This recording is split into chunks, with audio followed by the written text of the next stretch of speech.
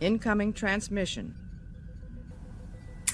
Welcome to Saving Star Trek, a show talking about one of my favorite shows, Enterprise. I am Linda Park. I play Hoshi Sato and also Empress Sato.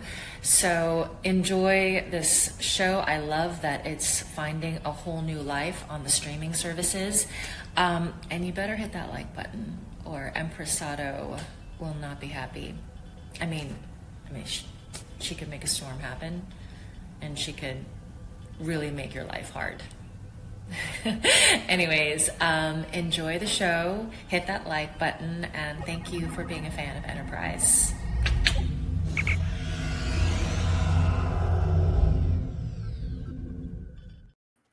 Greetings and salutations. It's your buddy, Admiral Teague, and I'm here with the Saving Star Trek crew. Welcome. It's Saturday night. You made it. And we have an episode. Something is strangely familiar about it. Maybe we've seen it before in other forms of Star Trek, but tonight, the crew of the NX-01 encounters a strange capsule, shielded from most of their readings, damaged just enough to be found. Inside, they find Shooty Gatwa and Ruby Sunday. It's Star Trek meets the TARDIS in Enterprise. Tonight, I think we have a pretty fun episode, and welcome, guys. It's good to see you, Sean. Hello, Jerm, and hello, JT. Hi. Hello. Hail, Admiral, sir. Hello, chat. Hello, everybody. Who do we have out there? John the Beagle Dad is there. Ruby Hoove, I really got to thank from the bottom of my heart. Ruby Hoove bought a channel membership. Zach's got it. Welcome aboard, Zach's. I've been part of your channel a few times. Now you're part of mine. We passed the blessing along. Ruby Hoove, I thank you from the bottom of my heart. And she says, went to John Thorpe, rode the train, saw the dead south, had 3 great days. I'm so glad to hear that. Good for you. We're going to try to take this in the with both hands, and we're going to go out there and we're going to entertain as hard as we can with this episode that has everybody's favorite Star Trek thing. I don't know about you guys, but when I think Star Trek, I think, man, I want some time travel, huh? Well, no. Only when I think about New Zealand does that come up. We could have 5 horrible people here if we put up with time travel, folks. Believe me. Some of it is okay. In this episode, I'm ready to call this one time travel adjacent. Like, it's developed some time travel habits, but it hasn't self-radicalized into full-on time travel. Yeah, it's watching time travel YouTube stuff, though. It's radicalizing. John the Beagle Dad isn't too happy about it. I'm looking at it. The one thing we did get out of time travel in Star Trek was on the Great Clobberin' Times channel. We did an episode of Deep Space Nine a few years ago, and it broke him so bad. He got stuck in a loop about things existing, but they never existed. It didn't exist. It existed, but it never existed. Yeah. That was he pulled that off. Like, he did that bit so well. That was because it became part of the channel lore. Like what did he do? He's like, and that was, of course, when Goldwater was president. Like what things that didn't happen did he say? He's like, and then we got those 3 really solid Fantastic Four movies in a row.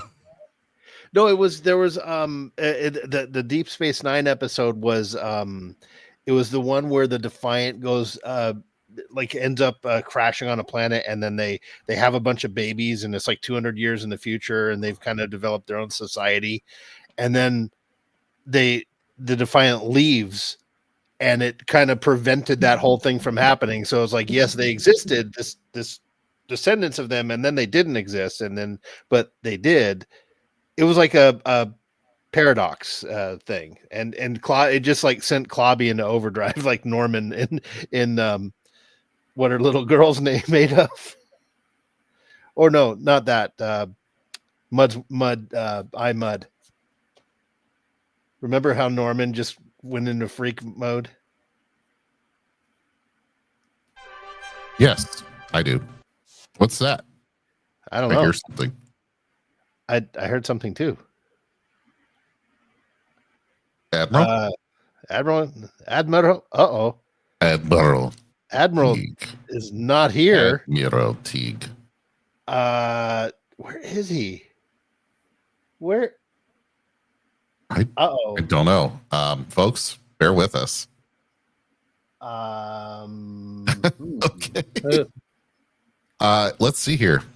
So I think we were saying hi to folks, right? Yeah. Hey, Mark Harkness.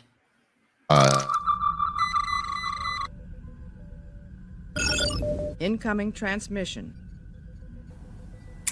Welcome to Saving Star Trek, a show talking about one of my favorite shows, Enterprise. I am Linda Park. I play guys? Sato, and also Empress JT, Sato. are you there? So enjoy this show. I love that it's finding Something's a whole new happening life on the streaming services.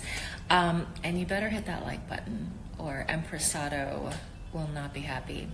I mean, she could make a storm happen, and she could really make your life hard. Anyways, enjoy the show, hit that like button, and thank you for being a fan of Enterprise.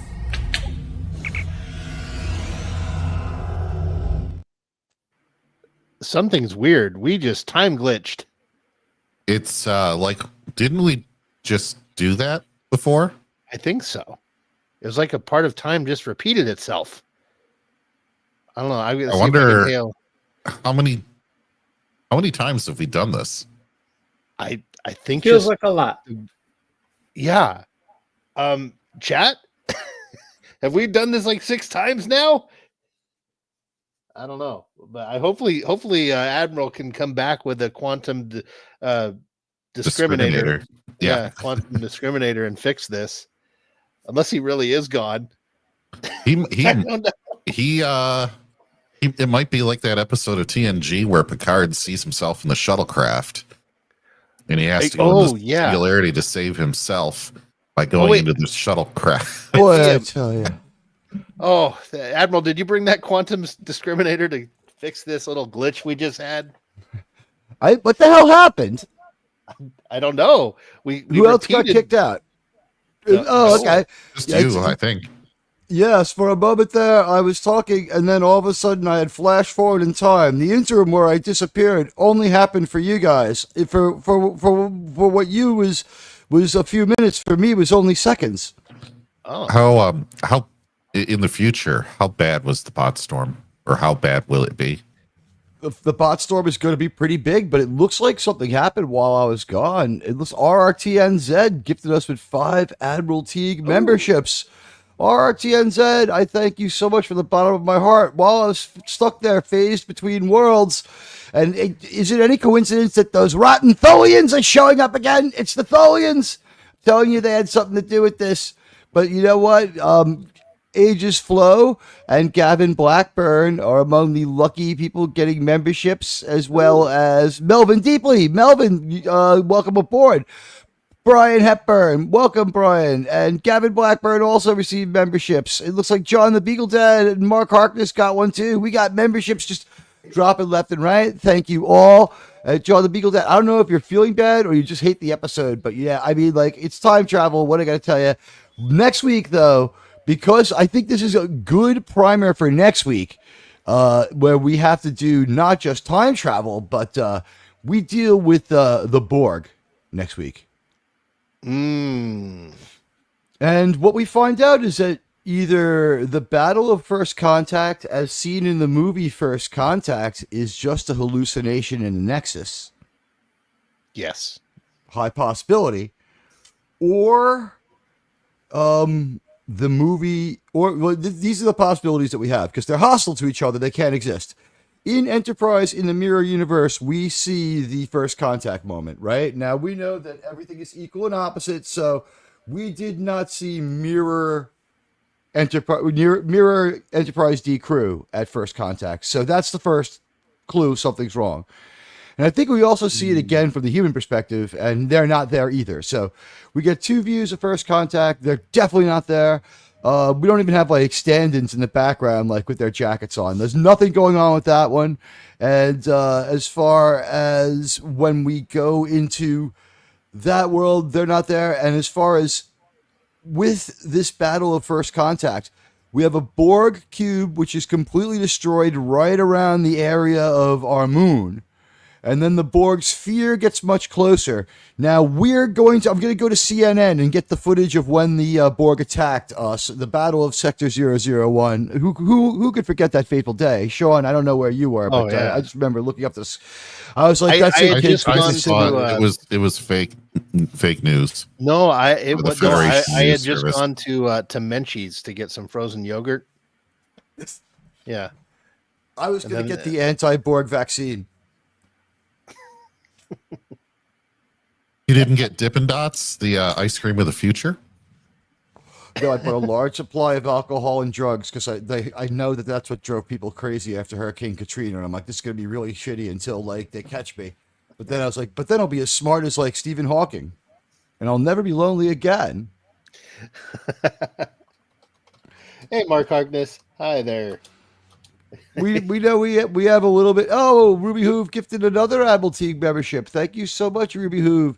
And that went to Buddy Hepburn. So congratulations. Welcome aboard, Buddy Hepburn. You know what? We thank you a lot. We're going to dig deep and make this one entertaining. We already had like that planned kick for the studio. That wasn't a technical glitch. That was part of a planned skit by us. But boy, are we funny. Ha, ha, ha, ha. We know everything about StreamYards. It works the bestest. It's the bestest, most bad functioning of all the bad functioning overpriced services that I know of. StreamYards is the best. Yeah, absolutely. So anyway, we don't have a lot really that many more weeks of Enterprise, guys. So we're roughly 21 more weeks. Is it 21 or because I counted 28, including tonight? There's 28. Oh, okay. Saturday. We're in better shape than I thought. Do we want to talk about it right now or? Let's talk about this, guys. You know what? We were talking, and a lot of you, when we talked about how we weren't going to do Enterprise anymore, there was a lot of people talking to us about it. And it's not that we're just going to walk away from Enterprise, but just even the conversation, it really led to some people being, well, let's just say people came up to me and I said to them, we're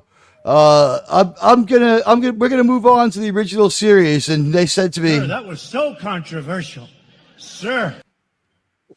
And it was because we started out with Enterprise, and that is unique.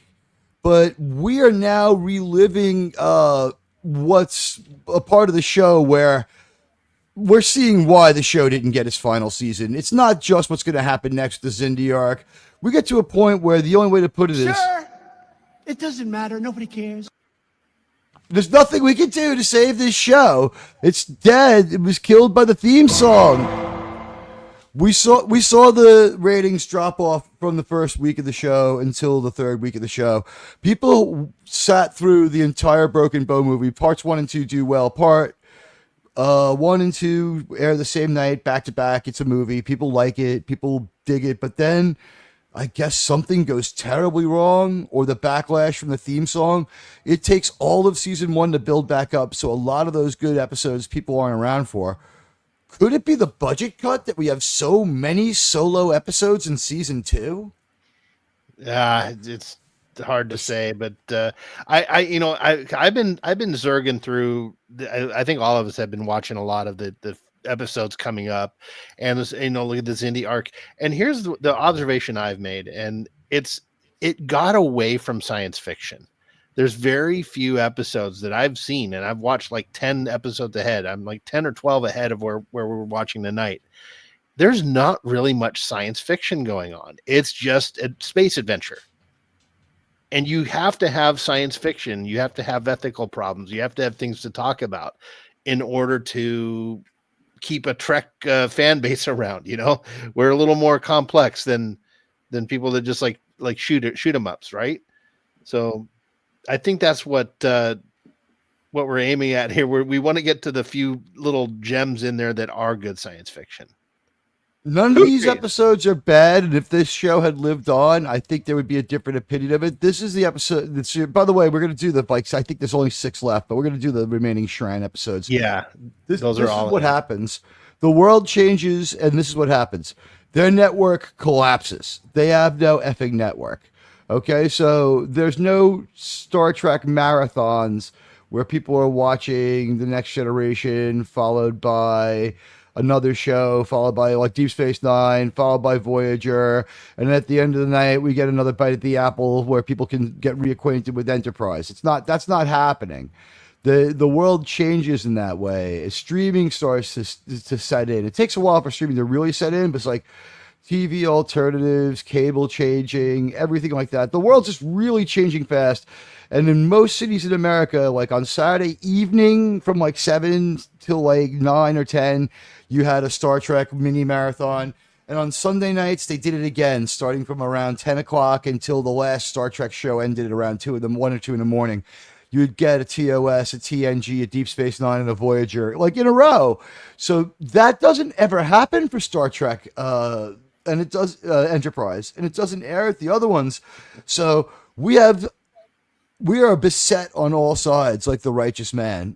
We have modern Star Trek is breathing down our back. We try not to say the N Trek word because that seems to bring problems. I think if there is ever been attention from those people, it's been because of use of that word and that hashtag. And Section 31 definitely brought down people on us. But yeah, just don't say that end with a hard R. Modern, yeah. Well, hard R is the name of our new show. How did you, Sean? Yeah, no. By the way, we do see 3s everywhere. I see that in the chat. In this episode, there are a few 3s that we see around. And this isn't the worst time travel episode. Whoa. We might as well round it out. I apparently have a message sent to myself in the chat from the future. Whoa. This is 2 hours in the future. The bots, they're everywhere. I'm warning you. Spamming number 3 and a warning. Stop sharing copyrighted content. You're spamming the number 3 and a warning. You know what? Send this out in code 2. We'll be sharing copyrighted the Romulans content. have broken code 2. You heard the order, Lieutenant? Code 2. I said code 2. I'll keep that in mind when that becomes a democracy, Mr. Carter. You know, can I just ask you a question? How come May can never stop anything? This is the first game where he's ever been able to slow anything down. What the hell? Freaking, he's not doing anything to help redheads. I want May to be cast as Heat Miser in Year Without a Santa Claus to play. But thank you for the warning from the future, JT. You know what? It makes You're me welcome. think of the 300. Maybe It makes me think of the 300,000 Enterprises episode where they see them. They get the broadcast from that one Enterprise, and it's like Riker with like a crazy wild beard. Oh, yeah. And what is it, Worf? And Worf is terrified. Worf's a wreck. Worf is a wreck. Worf was the cause of that whole and Riker screams, "The Borg is everywhere. We're not everywhere. We won't go back." And he's firing at the other Enterprises, and people are like, "What the fuck is up with like alternate Riker?" And he's just like, "I'm not going back to the multiverse of madness where we have to watch. All we have is MCU films. You know, we don't deserve to go back." And the ship was destroyed. They're like, we've scanned their logs. The last thing's reactions to Deadpool and Wolverine. They're better off. They're in a better place now. I like in that episode when Riker offs himself. He's like, "Yeah, okay, that one was nuts." He didn't. It didn't freak him out. Like, there's 800,000 of me. I think when he looks a bit relieved actually that Riker's gone. He's like, "Oh, can't have even one bad Riker out there dishonoring the Riker." You know, it's like that Riker probably also passed on sex too. Well, he already knew there was another bad Riker because his double copy, Lieutenant Dan Riker. Yeah, Tom Riker. I agree with Yes. RC and Zed here. By the way, when you get to it, I do agree with people who love the Zindi arc. The thing is that everyone has heard my going off the rails about 9/11. I was a little too close to it I know a few too many people who didn't get out or later died from the toxic fumes. And as much as the episodes are the only thing Hollywood ever produced that deals with 9/11 that isn't directly upsetting, except for like amazing football games, Black Hawk Down, which isn't really about 9/11, but wow, was that therapeutic to see 3 months after the attacks. And of course, Zero Dark 30, where even though, there's some problems with the movie, we at least get this, like, the feeling of closure. But to dwell in a 9/11 analogy for, what is it, roughly 23 of 26 episodes, something like that. Yeah. That's, I don't need to relive it. It's not long enough yet for me. It's still too soon. I can still live with 9/11. I can make a couple of jokes about 9/11. You'll hear me say I lost 19 friends that day. 3 had just become pilots. But you know what? Like, the bottom line is, to live in that analogy for more than a moment, to really reflect on it, I can't do it. I don't want to do it. And you guys don't need to hear me start railing about how I hate George Bush because he didn't use nuclear weapons. So anyway, yeah, the thing I thought that made Tom Riker the evil one, I guess, in JT's mind, was that he was the one who was still really in love with Deanna, right? Is that what it is? Which made him JT? a true loser. Yeah. Right. He ended up in a Cardassian prison. You should be happy. Or Dominion? Is it a Dominion prison or a Cardassian? Cardassian prison. Yeah. Because he was a Maquis. Oh, we were He was hanging out with Chipotle. Zero Dark 30 was not closure. It was a horrible movie. Yeah, but you know what? What I can do is I can freeze that movie at certain points where she's wearing like an open collar shirt, and I can use Jessica Chastain's upper chest to white balance my TV. Damn. I came up with that joke after Jessica Chastain started tweeting out that all movies should pass the Bechdel test and people shouldn't think it mattered. And I was like, oh well, fuck you then. I liked you because you were like the kill the people who did 9/11 lady. I related to you in that role. It wasn't the greatest movie because it was a frustrating like hunt, but like at the end, man. When Star-Lord kills 9/11, when Star-Lord kills Captain Hydra and the other 9/11 guys, it's good. I felt okay about it. I don't know. If you want a football game experience, it's Black Hawk Down because they just go blowing away bad people for the whole movie. It's great. I love Black Hawk Down. I'm like, yeah. When the air raid comes in, I'm like celebrating. Hey, Susan Dolan's here. I love that you always give me the musical notes. She pipes me onto the show when I get into the chat in Doomcock as well. Hello, Susan Dolan. So how does that song go? Is Admiral Teague is live streaming? I don't know. How would you?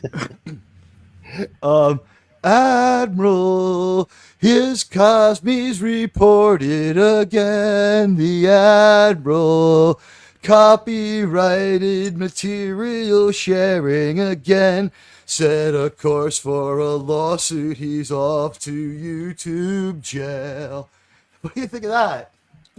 Pretty good, yeah. I always like singing the song "Springtime" for Star Trek. And Admiral Teague, like that. Winter for Kurtzman and Co. Don't need no We're spells. warping at a faster pace. Yeah, Like that picture I sent in the group chat earlier today. pretty much. I don't know. Do we even let people vote between T-Walk and Patterns of Force? Is that tonight's vote? Like, which one do we watch for my birthday? And guys, next week, boy, are we ever gonna have fun with the whole time travel thing. This week's a good enough setup for it. Like I said, this week we're time travel adjacent. This is like, if time travel was a drug, and it is, this would be like, we're smoking time travel cigarettes. Yeah, this one is. I mean, they don't. There is no traveling around, but I mean, we find out there's some people from another time. Yeah, we do get to see the TARDIS in this. Doctor Who shows up here. Yeah, well, he doesn't. Thank God he doesn't show up because we know who it is. But his vehicle, while it's out of his sight, we know one of the places the TARDIS goes when it's not being watched by the Doctor, and the chameleon coil turns back on. I know, Susan. I'm just always so happy to see it, and you take the time out to do that for me. Oh, And I appreciate it. Yeah. Hey, when you're an admiral, there's a few soundboard things that you can never back off. This has been on since my very first show. So is this one. So like when you're on by yourself, just be like, "Let's think this through." Computer, tell me what would happen if Disney released a movie so stupid that only Disney fans would watch it. 59. Anyway, we've got an episode. I guess, right? That's all I can say. It's an episode. It is time travel adjacent. It's behind the dumpster smoking time travel cigarettes. But again, with time travel, this is the thing. Stories with time travel, not a problem. I like them. Stories about time travel, Terminator 4.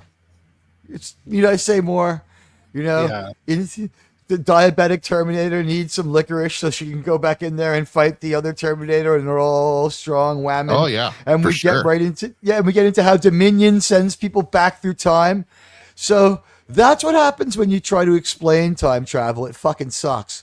However, who walked out of Terminator 2? Did anyone here walk out of Terminator 2? Germ, did you walk out? When you saw Terminator 2, you just walked the hell out, right? Well, kind of hard to do since it's on cable.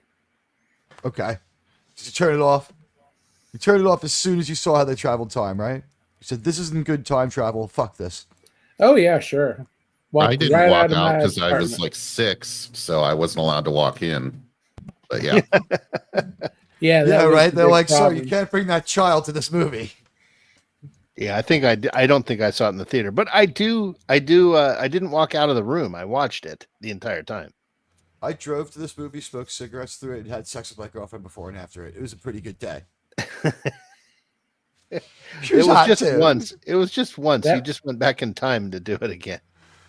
That would No, have she been was kind pretty of hard to do hot. at 6 years old. Not for me. I was. I would have like, been doing the same thing, but first grade.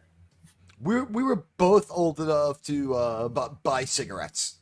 What are you, 18, right? Is the age, I think. Yeah, Back we were then, both old yeah. enough well, to back buy in the cigarettes. 90s, if you were 6, you were old enough to buy cigarettes, weren't you? That was, I think, in the 70s. But in the 70s, things were different. Like, I think the reason they wanted you to be of age was because cigarettes didn't cost money until Clinton was president. He was the one who messed up the economy. When I was younger, I would go get cigarettes, and I'd say, like, give me a pack of Marlboro, and they would hand me $5 or $6 and a couple of lighters just for taking the cigarettes off their hands. Right. Same thing with gas. Same thing with, like, I remember one time my dad didn't have enough money for the to pay the mortgage.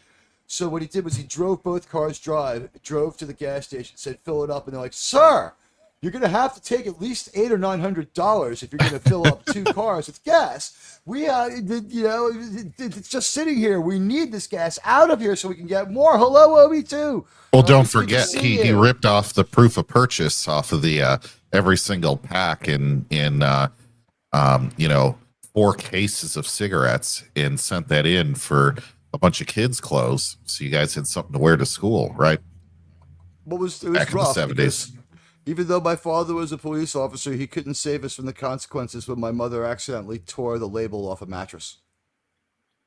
Oh shit! So she Oh, did wow. hard Is she time. out Yeah, yet? yeah. Is she out yet, or is Finally, she still serving yeah. time? The thing is, she's very institutionalized, but she's out now. There was an incident last year which he did try to shank another woman at the Walmart over a blue light special, but we've calmed her down. She's okay. She's dating Garth of Axonar now. They met in jail. Well, hey, But yeah, that'll teach her not to rip the label off the mattress. We told her, she was a bitch. It's good to see you, OB2. What's going on? Are you tired and ready to listen tonight? We're going to paint the picture with words, and we should probably get started. It's quarter after. Let's go with this incredulous Star Trek story. And I think what maybe one of the best things about Future Tense is that it's the last episode that we're doing in order, and it's about time travel. So that's a real sort of it's a fine how It's do a moment. you do, isn't it? Yeah. Yeah, it is a moment. Let me just jump into We are my not own doing Cosby next here. week's with that is Con Air, starring Scott Bakula. Because Yeah, that's no, what we next won't do week it. is. And I just watched Con Air recently, and I'm like, no shit, this is that episode of Enterprise. Like 1-to-1, almost completely. Complete with that Corvette that Kirk in the 2009 mistake that you know. God. Now I actually like this episode, folks, so you're gonna really hurt my feelings if you give it a bad grade. I'm just saying. All right. So anybody who's had a Get your grudge tissue for against the end of this JT one, for then. anyone has a grudge against JT for his previous harsh gradings, this is the one to go after him for. You can actually hurt his feelings. Yeah. So anyway, I hope you guys got your paychecks. I sent them out the other day. Yeah. And you know what? Big fat paycheck. Yeah, you didn't spend it all in one place. I hope you guys. You have to stop doing that. That's what happens when you're an admiral and you preside over sailors. It can be The it can be a problem little was bit weird. the bank charged you more to create the checks to send them out than what was written on the check. You know, like it's like when you get that 1 cent check in the mail, and it's like, well, it cost you 60 cents or whatever to send it. So, By the way, why did you bother? you know, because the Department of Weights and Measures, the post office, if they don't get enough postage sent in a year, can have people whacked. That's why. Yeah. By the way, RTNZ says it's true. By the way, there is a strong Star Blazers feeling to it, and I guess since we have a moment, I should just jump right into this episode, and I won't sing the Star Blazers song. I know Jerome was like, no, he's going to sing the Star Blazers song. Pile into the theater. And we'll meet you back here. If you're watching, we've reached the 30-minute mark of our show, and you can go about on this week. It's 43 minutes ahead from now, and you'll get our closing thoughts on the episode. But we're going to talk right on through this, guys. We're starting on 3, 2, 1, and action. Gavin Blackburn, you'll be happy to know the oppressive British captions are on, so we all have to be bilingual here. Thanks a lot, King Charles.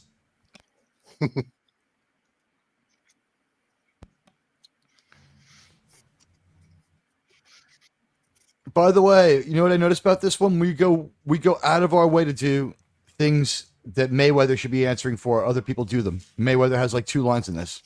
Yes. They're working hard to get around the fact that he can't fucking act.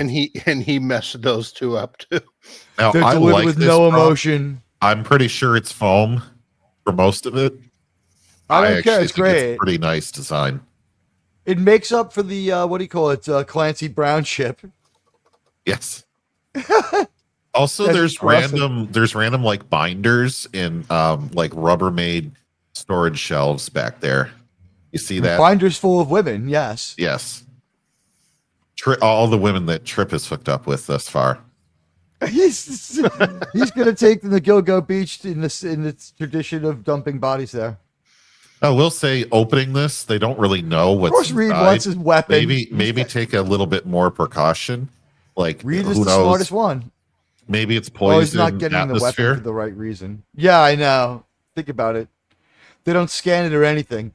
And it looks like, is They that the old can't. Exocom prop behind them? They can't because it scatters the sensors, which I think is kind of cool because the F-22 was freaking huge as the first 5th gen fighter at this Hi, time. Mark. That could be what it is. I think it looks really. This is a great prop, though. Yeah, and he really acts it. Compact there. RT and Zed and I are close to the same age. Yeah, OB2. I love it too. You met Rocco the Brave in real life. Wow, and you work for him for the day. And wow, yeah, he is a great guy. I'm so glad that you met in real life. So great, good for you. Maybe his new business definitely needs people. Maybe you're going to be one of his guys for a while there. Good for you. I'm glad you met him. I'm taller than him, right? It's very important. Very important to me. That is so cool. Cartons of cigarettes used to be $10. It's so true. When I was in, when No, I was I in half Florida, expected there them was, to like, open in the nothing. dude's eyes and have like some kind of vampire episode. Oh, we get to see that coming up. The Vulcan zombie episode. Oh, yeah. We're not watching that one, are we? No. Every time I've watched this show, though, this episode, though, when they turn him around, he seems to be wearing Daniel's time travel outfit. And that's sort of, I was like, okay, he's from the future. And that's for the rest of the episode. I was like, he's from the future. Okay, let's get moving on. He's from the future. The fuck? Oh, you They're know not what? going to hold me down no more. They're not going to change my mind. This is like a song about somebody getting lethal injection, right? You know what? In the Chat GPT lore that I have, that I'm writing for the Admiral Teague story, and you guys I'm writing you guys into it. What happens is when people try to communicate with Admiral Teague, he jams their comms with the song "Faith of the Heart" because in our world, it's banned. It's the forbidden anthem of the Federation from before it became the New Trek Federation. I see. You're not allowed to sing "Faith of the Heart," or Admiral Clancy will put you in jail for sheer fucking hubris. You know, this I watched for a intro, while after this myself. Hey, Ariel this Ballet. intro with where they credit Linda Park also has the coolest space shuttle, like futuristic space shuttle, out of all the other ships. Just want to point that out. But yeah, I did like that.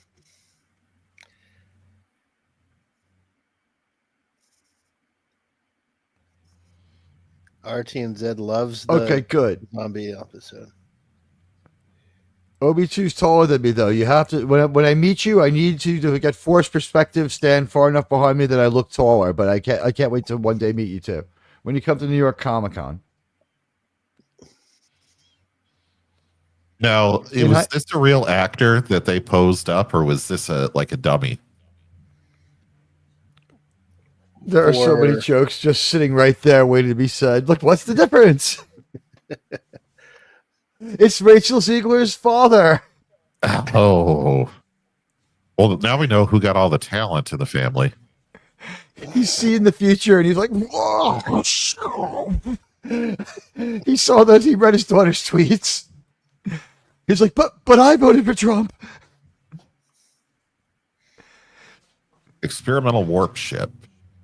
What's it like to be Rachel Ziegler's dad and watch that display? Do you think you go like Dark MAGA after that? He's sitting at home going to his gun. He's like, yeah, whatever, Rachel. I wonder what it does with all the EM energy that it absorbs. Well, we have a very important member of the channel who wants the Vulcan zombie episode. Is it part of the Space Crack arc? Unfortunately, it is. The Vulcan zombie is the start of the space crack. Oh, we're doing them all in one night. It'll be easy as hell. Yeah, no, we're doing that one. We're doing the entire Space Crack arc. And then we're going to do New Jack City and analyze all the Star Trek parallels in it, like how Scotty can't beam his friend off the Enterprise. Well, the space crack arc, you don't really need the Vulcan zombie episode to tell it. I mean, all you have to know is T'Pol started having weird emotional breakdown on that ship. That's all that ship did, was make her went nuts. But I mean, because there's how many space crack episodes are there? 4? 3. Something like There's that. only 3. Okay. Hello, They think Ariel this might Bella. be Zephyrin Cochrane, which is cool because it ends up not being him. Spoilers, so they don't mess with TOS at all, right? Right. It's only they really they want to set the record straight. The next week we see them clearly laying out that Star Trek First Contact and all the Enterprise movies are a dream in the Nexus. They're like, these are the first writers to have to deal with the repercussions of how bad these movies have been. I think we've said Nemesis has already been shot out, right? It's done. Hey, DJ Play Nice. Bioneural gels. Good to circuitry. see you in green, my friend. Look good in your new green suit. Welcome aboard. There are plenty of member And that- videos for you to watch and more on the way. That's kind of Yes, cool. Impulse. The way that they just kind of like dropped some paint down on Oh, yeah. that. They're like, yeah, this is like fake bioneural ooze. I Aero don't know what ballet, you this don't prop want to see is, us but with they our shirt. definitely took that from something else. I look like Iggy Pop with my shirt off. I'm like a really, really thin man. And I have some bad tattoos because I drink. I see it. Good. 50 If 50,000. if you're one of the I'll go doctors, shirtless. yeah, Malcolm should have said, I don't know, but if you were one of the doctors, this would make sense. Yes. Only one of the 12 doctors. Yeah. Hey, Trek reviewer. Hello. And OB2 got a membership. There's still a few out there. Radioactive, welcome. Malcolm, the actor here, is really hamming it up. I Welcome, love it. OB2. Welcome aboard. You have just taken your first steps into a larger world. Congratulations. Welcome to our new members, DJ Play Nice and OB2, Wrath of Kenobi. Renewed with his own. Oh, nice. We'll find out that I actually have a Starfleet uniform tattooed over my entire body. But which show? Which show? That would be pretty wild. Could you imagine someone pulling off their shirt and like they have like an entire like Next Generation uniform just tattooed from like it's the motion picture uniform that way, because you never get a good tan. It just it stays nice and clean and white, you know. Please state the nature of the temporal emergency. That's pretty funny, Mark. I just love that these guys are acting well enough that the very first time I watched it, there was palpable tension in the room. Like, what the hell is going on? By the way, OB2, I realized this when I looked at the other interface, which showed me how you did it, which is why I really wanted to celebrate you that much more. I am really flattered that you did that. Thank you. Thank you so much. All of you who've joined. And those of you who've gifted memberships, and those of you who spent your hard-earned money, and those of you who are just even paying attention to us, we thank you so much. It's our goal to bring you the best Star Trek analysis and review after the show. I thought that this was... What's the deal with the Suliban ships? They're all very functional. They have hexagons, and they have this thing that looks like two Afro picks tied to a carton of eggs. Right. He makes this bold claim. I think you have something that belongs to us. I'd be like, fuck you. The pilots. Human. Yeah, I don't know why they have a decon chamber and everything for when they go to other environments, but when they bring a micro environment aboard their own ship that could be extremely toxic, they don't give any fucks. Yeah, that's right. Hey, I'm thankful for the decon chamber in the first couple episodes of this show. Yes. I'm very thankful We're for all the decon thankful chamber. for it. We get Hoshi and DePaul in there rubbing cream on each other very quickly. You know, if I were Archer right about now, I'd be like hitting the button to just tell Tucker to get this warp 5 engine going about warp 6. Yeah. To the nearest Vulcan ship. Right away. Yeah. Right. You got the ship. Let's get out of here. Leave. OB2, thank you so much for gifting a membership. You didn't have to do that. That's so nice of you. I thank you from the bottom of my heart.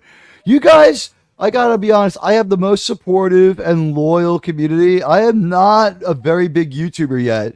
Some people are like, oh, 2,500 subscribers. You should have like 30 live concurrents. It's like, the person who said that has half as many people as me, and I have a little more than twice the amount of views per show. It's going to be all right, okay? But you know what? You guys are all the best, and OB2 is one of the best of the best. I thank you. OB2, we love you. How's that? Thank you so much, OB2. I think that effect was good. I don't know. Some people may disagree. It's a little freaky. No, I like all the effects in this episode. I think especially Malcolm's shooting pose. Cool. That jump. Why does Malcolm stand like he's like a hay when he fires his phaser the first time though, with his foot to the side?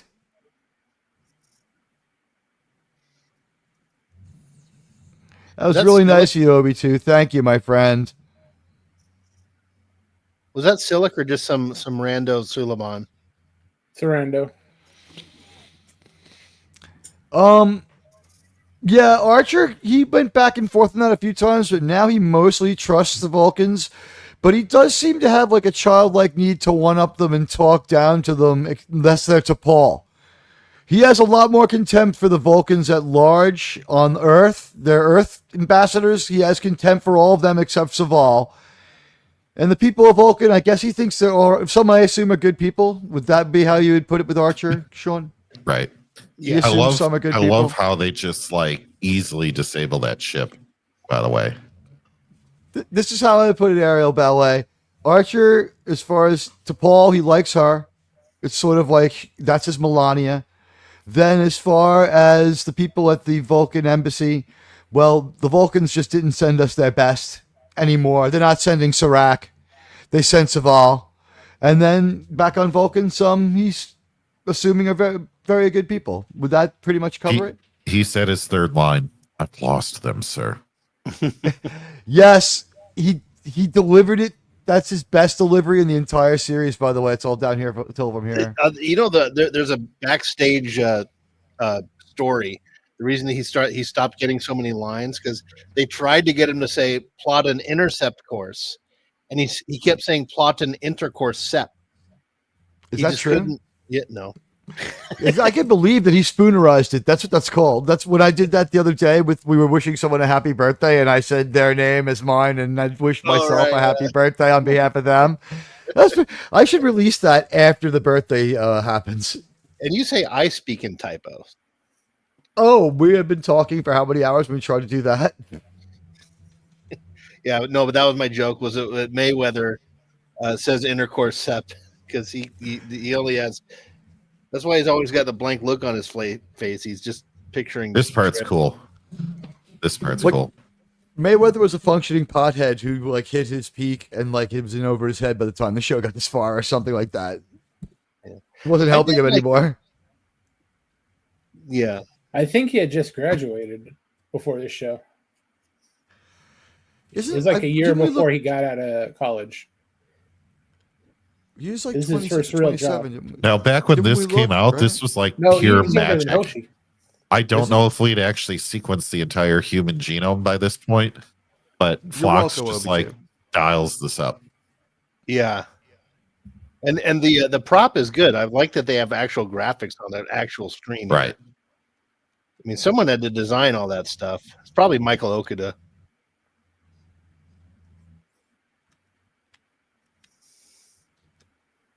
Probably Bajoran or something.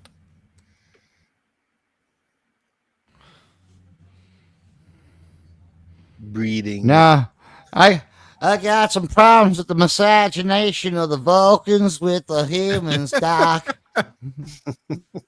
Now calm down, Trip. It'll be okay. Why did you poke those holes in your pillowcase? Shut up. Now, everybody, if you weren't watching, weird wife. I watched it in slow-mo. The password to Daniel's room is 1, 2, 3, 4, 5, 6.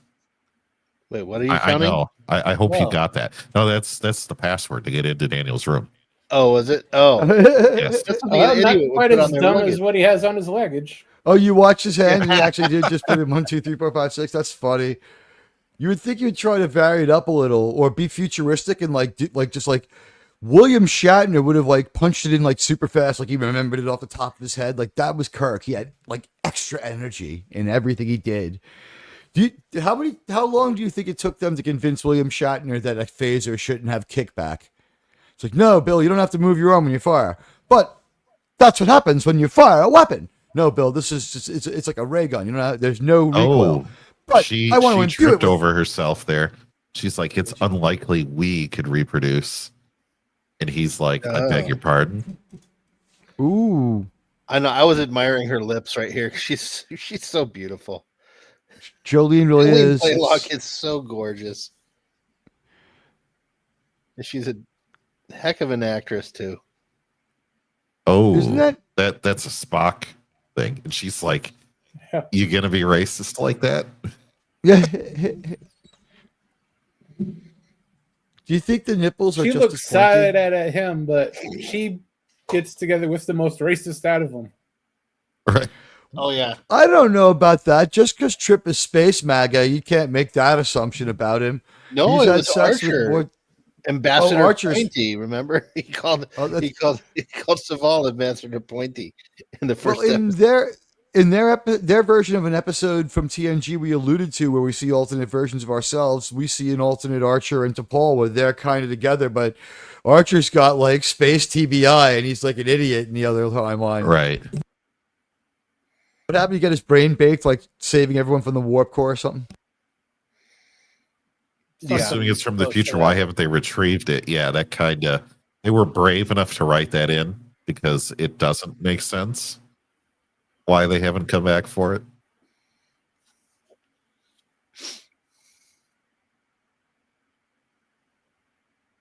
Uh-oh. Oh yeah, they're the Tholians. They did a good job with the Tholian ship. They look pretty cool. They very Yeah, like you knew what they were right away. Yeah, it's very close to what they had. I'm still not really a big fan of the Tholian design. Well, It's they very are kind I'm of not- tied down I'm by not what was in enormous. TOS. Yeah, I'm not an enormous fan of the design of the Tholians, but at the same time, they're so different that I think that should be applauded. And yeah, we did have like a TOS sketch, so to speak, to work off of, starting with. And the thing I like about this though is they're kind of dicks.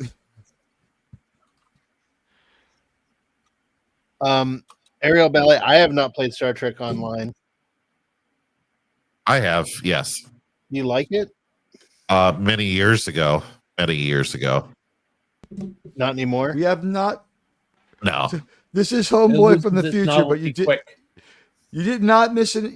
If you missed an episode, I don't know if you missed us last week. We did Stigma, but we are going to start jumping around after this, or we're going to start jumping forward.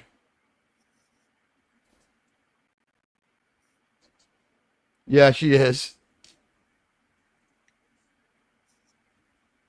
Oh God, I brought up Star Trek Online, and there's Discovery and Yeah, that's why I don't play anymore. the Which one of Discovery us and are we what's her being name? accused of? You know what? If you look at their tagline, they had to dump the new Trek stuff. It says almost 55 years of Star Trek. So they have departed because they said, and they issued it, the best condemnation ever of the Star Trek show. They said it was too convoluted and complicated for them to follow along mystery box plot lines where they're dropping shit on them every week and people expected them to have the stories designed. And that the Star Trek show was becoming hostile and difficult to work with because they were invoking online legalese. The game people said that they weren't going to be pushed around by the show people anymore, by they're dropping these mysteries and then they're enacting the thing where we have to like have our scenario ready in a certain amount of time. Fuck them. Oh Yeah, they only go as far as like year 3 of Discovery.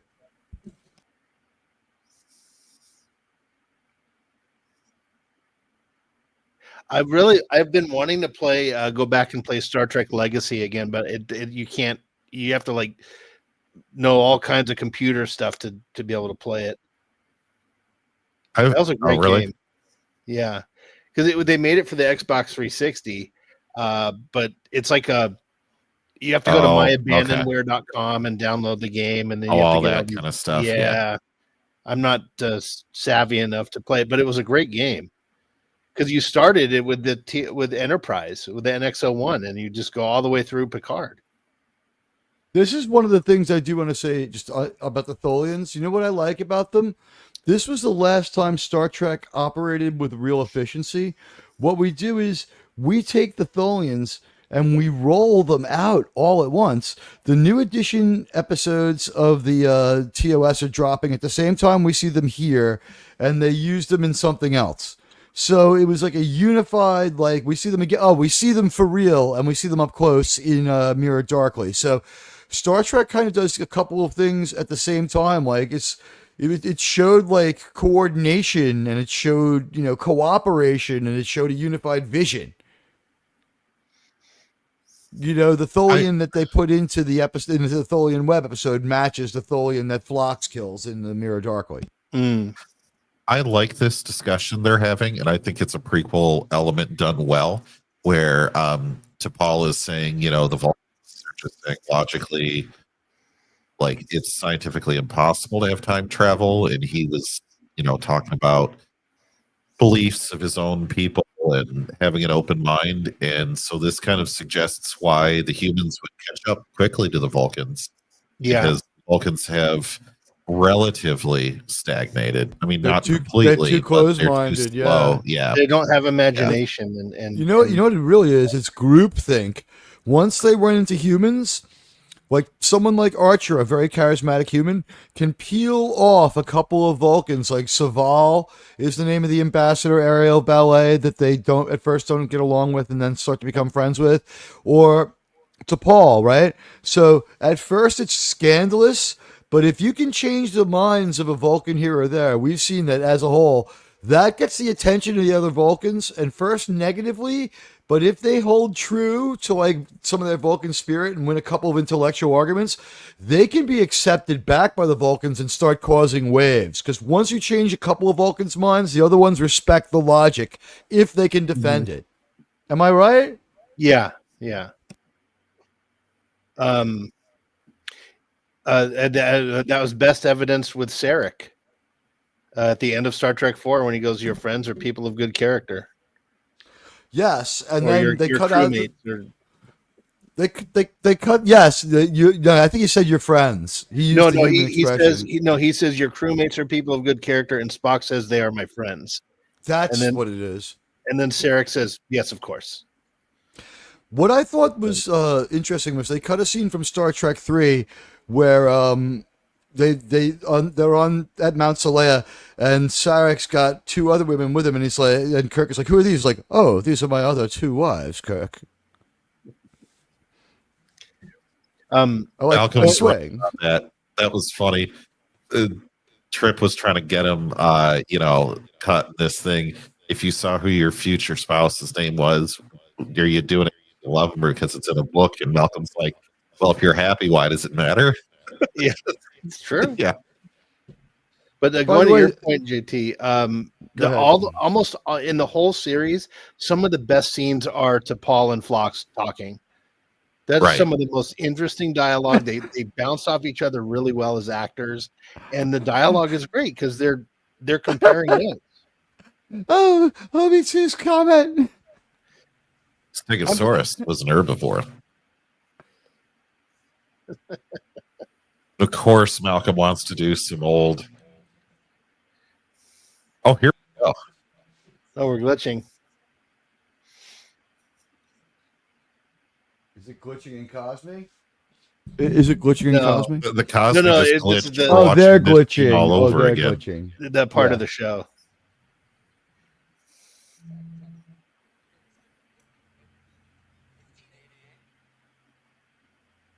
Hey, Buddy Hepburn nailed it right there. As I recall, I opposed your Yeah. enlistment in Starfleet. It is possible that judgment was incorrect. Your associates are people of good character. Perfect. Well done, Buddy Hepburn. Well done, yeah. 1588. I was only like 120. I remember 1588. You see the number 3 on the floor? Is that a Yes. coincidence? I think not. I don't Oh, is think that so. is I that think is we- this a reference to cause and effect? I think it so. might have been. There's some DNA of cause Might and have been an effect in this. Easter I egg. felt the whole time. Yeah, I think it's the to member say. berries hadn't been invented yet. It was the more honest Easter egg. Is that supposed to be Cutler there? Did they do her hair up like Cutler's? I want to see cute Ensign Cutler. Too bad she's off the show already. Yeah. Yeah. She was the victim of the first round of salary cuts. So now I'm looking for threes.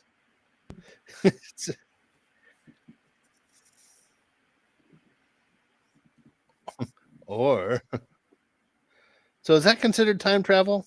If you go through a loop? Yes. No, well, yeah, they're traveling time. They're experiencing time dilations or time bubbles, but it's not hitting the rest of the ship. So why they weren't left behind by the rest of the ship or didn't crash into a wall and time stopped for them? Yeah, three are three of the same thing. Exactly. Hey, Miss The Katonic. Vulcan. Hey, Miss Katonic, you're just in here to got here just in time for the doctrine. I've found out.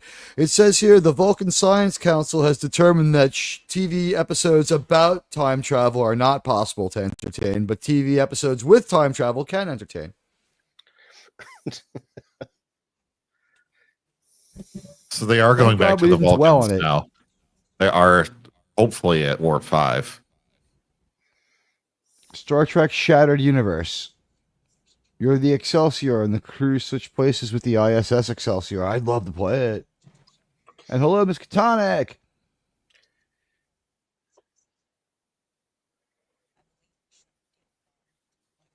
Oh, that time isolationist. The Vulcans are sort of time isolationists.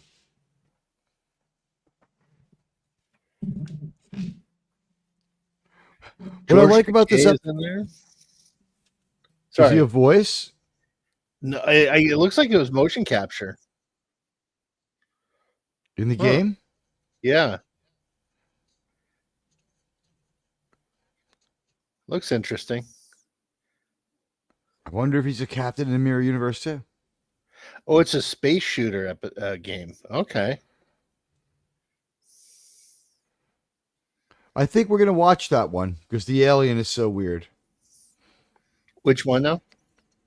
The one where they go into the space cloud. Good Well, shot there by the cameraman. Thank you. Yeah, that looks great. That is. No, a I mean beautiful before shot. that. Before that, at the end of that scene. Ah. Were we male gazing again? Yes. Yes. You know, it's so funny that they call it the male gaze when it's really about the male straights who are doing it.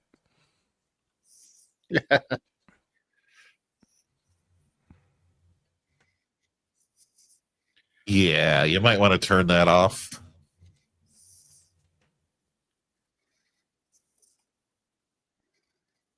Yeah, we turned this on, Captain, and now all these ships are coming for us.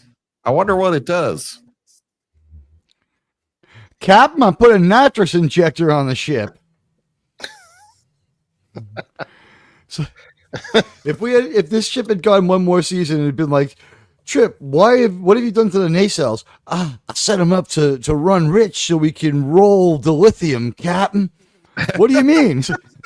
We'll get in front of these space hybrids and we can just leave a dilithium trail and just show off how much power we have.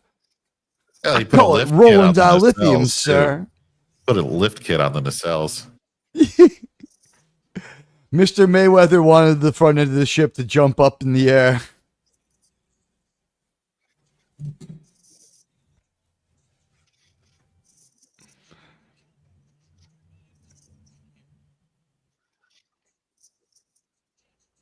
They can go warp 5 for a while before the shaking starts now, unless the plot needs it to happen right away.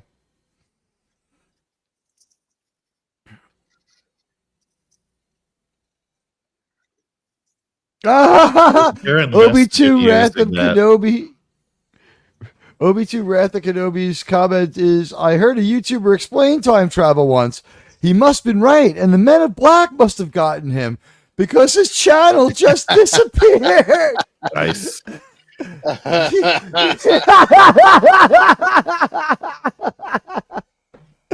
Wow. Obi-2's a youngster, but he's been around and seen a few things.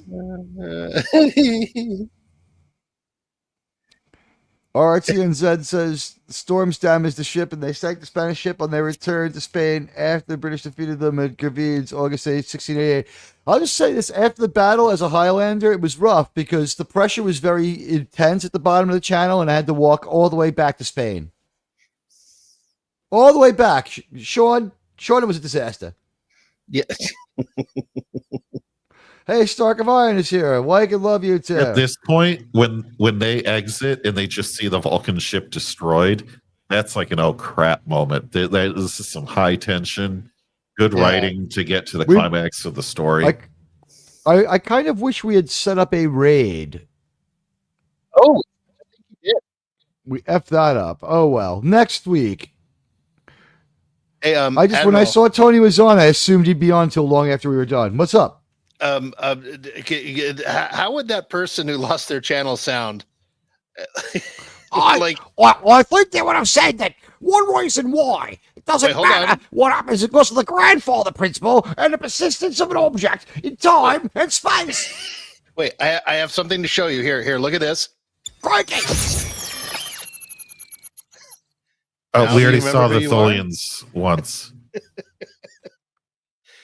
I just hit him with the neuralizer.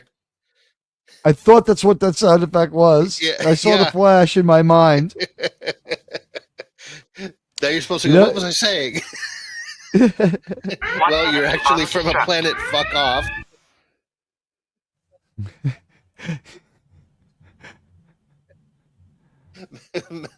Methadone 1. Oh, jeez. No. I think he Methylania might 3. be Jalicus 5. I love how they basically have like an drunkerous ion drivivorous. and the ion whatever. If you're thinking like Star Wars guns, right?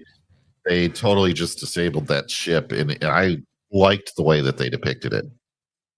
By the way, I'm just thinking, Miskatonic says Narcan Prime. the guy we're thinking about, by the way, in the country he lives in, he could have just gone to jail for like sharing a meme. It's like, did you send that meme of Hilter? Well, of course I did. I'm just drag him right off the jail, where he So they may pulled become the a red special wire. victim. The red wire is yeah. So if you're ever disabling early Starfleet torpedoes, right? They still have a Always start tailpipe. with the red wire. You know, here's the thing though, like you can make a joke here and there about that guy once you shake him. It takes about 10 weeks the first time, 5 to 10 weeks to get rid of him the first time. But then his attention span is less than 3 or 4 days on you. And you have to go on X to get his attention because he's disconnected from this. He basically barely has a YouTube green card. This is the third time they're doing this. Narcon Prime. You know what? I would just say that this guy lives with some Narcon Primatine mist. 3 hours of nothing on YouTube video. It's Oh, just and a then- black screen. Well, yeah, and then he would go and like wake up from his meth binge, and the next day he'd wake up and he'd be like, "Oh, I got more views at my stream when I wasn't on than I do when I usually go on. That's more watch time than I get when I go on." And there's people like, "Are you dead?" Like in the chats, like so he just like renames it to silent stream and acts like he's profound. Like, "I went silent yesterday to oppose the occupation of Bangladesh by macaques." It's like what? I would love to see Hoshi I try to love how talk to they these sound aliens. kind of developmentally challenged. I believe radioactive. You are correct. Yes, it's the computer who sounds developmentally disabled, right? Because it's No, radioactive. No, because in the Tholian web, Spock says the renowned Tholian punctuality, so they were aware of them. yeah. They They had a reputation. yeah. already. Oh, okay. Yeah. Based on the wording, what he said, the first encounter we see is in Tholian web. Starfleet was aware of them. Good answer, Sean. Thank you. By the way, also, one of the other things we do in this episode when we need to bring this thing inside, what we used to do was have Mr. Mayweather fire the grappler, but we just didn't even talk to him. Fuck his ass, right? Well, There's you'd no like tractor to. beam, nothing. No. Yes. Oh. He sure would like you to. Yeah. It's from Marty timeline McFly's- B. It's timeline B. If you smoke crack in both timeline A and timeline B, are Right. you still an idiot in timeline C? And the answer was yes, 1,000 times yes. I wish I don't think there's that they're timelines where that doesn't true. that the phaser carbines or whatever they're holding there that are bigger than the phase pistols would have looked more like what was that phaser type 1 from TOS. Those big should've. rifles they had. Yeah. Oh, That yeah. would've been Or the cool. big vacuum cleaner that Yeah. Kirk had in the first Yeah. episode. Yeah. That would have been Not really hearing cool. a no to the Ron, but shirt off.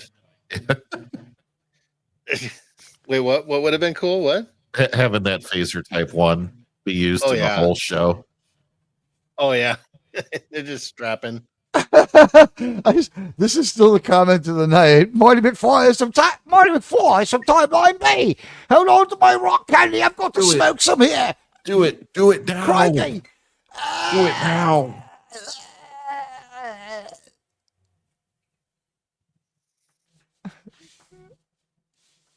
Wait, how do they get it back? They neutralize the warhead. They don't get the ship back. They don't. The Tholians See, take right it. here, that disappeared. The future No, is the- taking Oh, it they back. triggered the. Yeah. Oh, yeah. The future guy. Yeah, they triggered the little alarm thing. Yeah. Wait, I wasn't Chuck- done examining you. Chuck Berry's cousin beamed them away.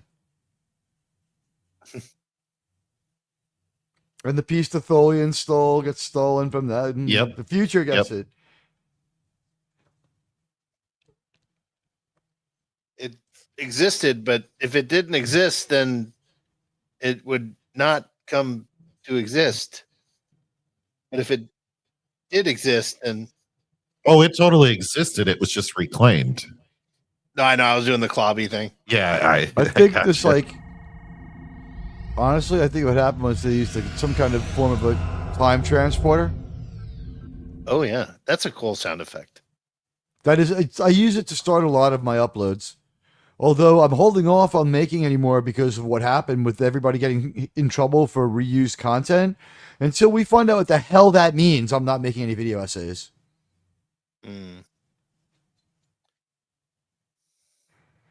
Like, I'll So take I those wonder- 500 people who came on for 1923 and just wait for a while on the next video upload. Go ahead. I'm sorry, JT. I was gonna say, I wonder when they tell the Vulcans what happened, if the Vulcans believe any of it.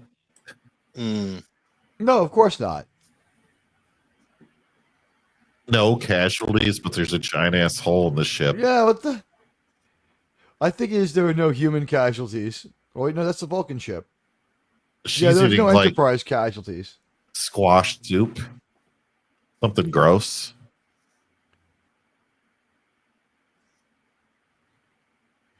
You know, when a woman's got a figure like that, JT, I don't second guess her diet. Okay. You know, I'm not gonna spend a lot Well, we're of not time- actually seeing her eat it, by the way. You know, I'm just like supermodels, like they get to eat like styrofoam with B12 put on it. Like 3 pieces a month. You know what I mean? So Yeah. Jolene, whatever, I'm sure her diet was equally unappealing. She was like 3 pieces of rice a week. Jolene Blaylock? Yeah, she's got such a great figure. I think what her life consists of, except working out, eating like the right food. No, she had to have Unless been she's eating that well. genetically gifted. We see No. her stomach in the mirror universe. I know, but she's got shape everywhere else. Like if she was She's like got on tone, 3 grains you're of right. rice, you know, like she's got a 6-pack ab. Like if she was just eating no food, she wouldn't have that muscle tone. Here's what's like her diet was picked by like a nutritionist. Oh Like, yeah, she's like she starts out as an underwear model, so she was a fitness model of some kind. Wait, really? Yeah, Do you have evidence of this? pretty sure she was. Her and Trip. are look both at her in underwear Mac. Look models. up her Maxim photos, dude. Yeah, that proves she could do it. Go ahead and look at it, and then we'll see you in a half an hour. That was a wild couple of years. Yeah, that was a wild couple of years dating the lingerie model. I'm gonna say that. Yeah. Oh my, I forgot about this one. Ooh. Swapping chromosomes. She's like, "Don't look at me like that." You're you more fucking likely to believe in perv." time travel. Oh wow. What a Well, what you a looked at her a picture little say. too That much was longing not there, cool. right? That was not cool. You know who wasn't in this episode much? Our captain. No, he was not. All right. Oh my god. Have you Well, looked at her guys- Maxim photos, JT? There you I cannot confirm or deny. go. May have broken my wrist after I bought that copy of Maxim. Which, Hold on. I gotta turn it off. I gotta turn that off. And hold on, I gotta neuralize myself. Okay, all right. What was I Punch saying? yourself in the crotch until the swelling goes down. Don't the machines create an access point to the other universe that is similar to the past? Are you talking about in this? I don't know. I think they could beam shit right into the future. Or are we talking about MCU multiverses She here? could model my skinny undies. Kevin Blackburn. Like she's that pretty. She could model like there's skinny. But and like if you look at her, like whenever she's in the decon chamber, they make sure to get her full silhouette. Like she is like got the littlest waist and the best stomach, like you said. Like you're right. She's not back eating is very attractive. small amount. Like her back is yeah. It's not that she's on like a minimal amount of food diet. It's just like whatever she's eating, like it's planned out for like her workout routine and everything else. Like I said, like at some point when they were making her wear that weird fiberglass corset that some people just got so angry that we were talking about, when like there must have been a discussion where it was just like someone was like realized it wasn't working. Somebody like watched the show with their wife and they were like, I'm a little like, there's something uncanny. Something happened where and I was like, you know what, guys, did you notice Jolene coming to work this morning? And all the guys were like, hell yeah, we did. And like, yeah, that's the thing. We don't have to change her. We can leave her the way she is. Up like meerkats. Like, oh, yeah. That's how they got them to stop wrapping her in fiberglass. Some writer finally came up with that. Like they had a meeting with like everybody, and they're like, "Hey, before we start the meeting, did anyone notice Jolene coming to work today?" And everyone was like, all heads turned, like, "Yeah, that's what this meeting's about. We're not going to be changing her to be prettier anymore. You guys are out of your fucking minds." And it's like everyone slapped themselves in the head at once, and thank God they did. So guys, let us know your thoughts about this. And I should have started the poll a little earlier. Let me jump in there and start the poll for this episode. And let's talk about our feelings here about this episode. Real quick, everyone in the chat, put your thoughts, your grades, and I will star them so that Admiral can read them when we're done. I can't read. Oh, we'll change it to Braille so he can. No, I mean the symbols and I don't understand. I cannot comprehend. It's the comprehension part. All right. So anyway, it's great that you guys are here. We're now gonna get to. Now comes the part where we rate the show. We just watched. Which one was this one? I'm blanking on the episode title. Future Tense. Future Tense. Thank you. We just watched Future Tense, and now it's time to give it a grade. All right, let's start with Jerem. Would you want to give your thoughts on this one first? Sure. Well, let's say it's low. The episode does not fit with the series. The only thing it has to do is vaguely related to the Temporal Cold War. Other than that, it's pointless. There's nothing really special about it. We don't have any real good scenes with any of the characters.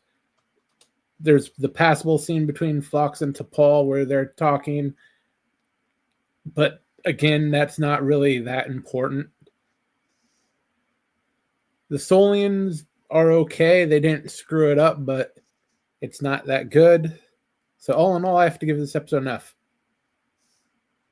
Oh my! Wow. Oh my! That's like only the second time anyone's given any episode an F here. Wow. Whoa.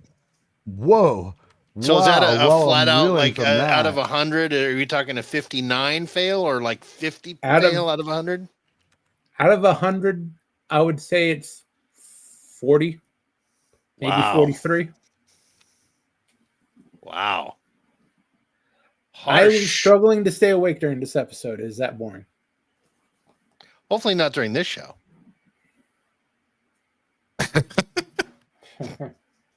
Maybe. Who knows? The poll is live if you guys want to jump in now and give your opinions. Wow, Jerem just absolutely firing a full spread of photon torpedoes at this episode. He did not like it. Let's go to JT next. JT, what do you Oh think? boy. Your thoughts? Well, I already said before we started that this is one of my favorite ones of the season. I like it for maybe the reasons that Germ doesn't. I like that it's its own episode because a lot of TOS, pretty much all of it, I would say, right, is disconnected from the other. So you could watch them out of order and it doesn't really matter. And I like that here. I think that there is some good acting and palpable tension that I remember when I first watched this between Tucker and Reed going into the ship and things like that, right? Excluding Mayweather, I think everyone had a pretty good performance. So I also just like some of the future looking towards things, but also the examination between Paul and the doctor regarding beliefs and things that we think we know are true, because how could they be any other way? And just helps to explore some lore. I think this episode also respects a lot of lore with the Tholians and things like that, right? They didn't make any big mistakes. So cool action scenes as well, because who doesn't love some, phasers being fired and photon torpedoes and the like.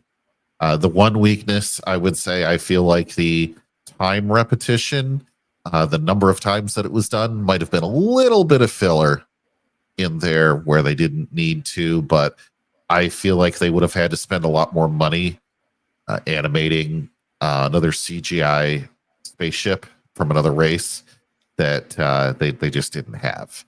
I also think this episode was probably pretty efficient with the budget that they wanted to spend, right?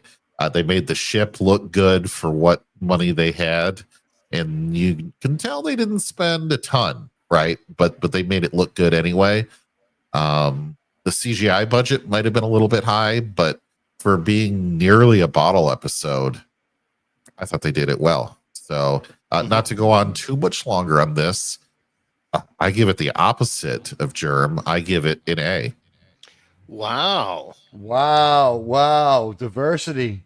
Wow. Especially from where Diversity we've in been opinion. past like 6 weeks. Yeah, that's true. Okay. Wow. What out of 100, JT? Some what would people you- are agreeing with you, though. There's a couple of votes for A. I give it like a We have 95. 9 quick votes. Wow. Wow. Okay.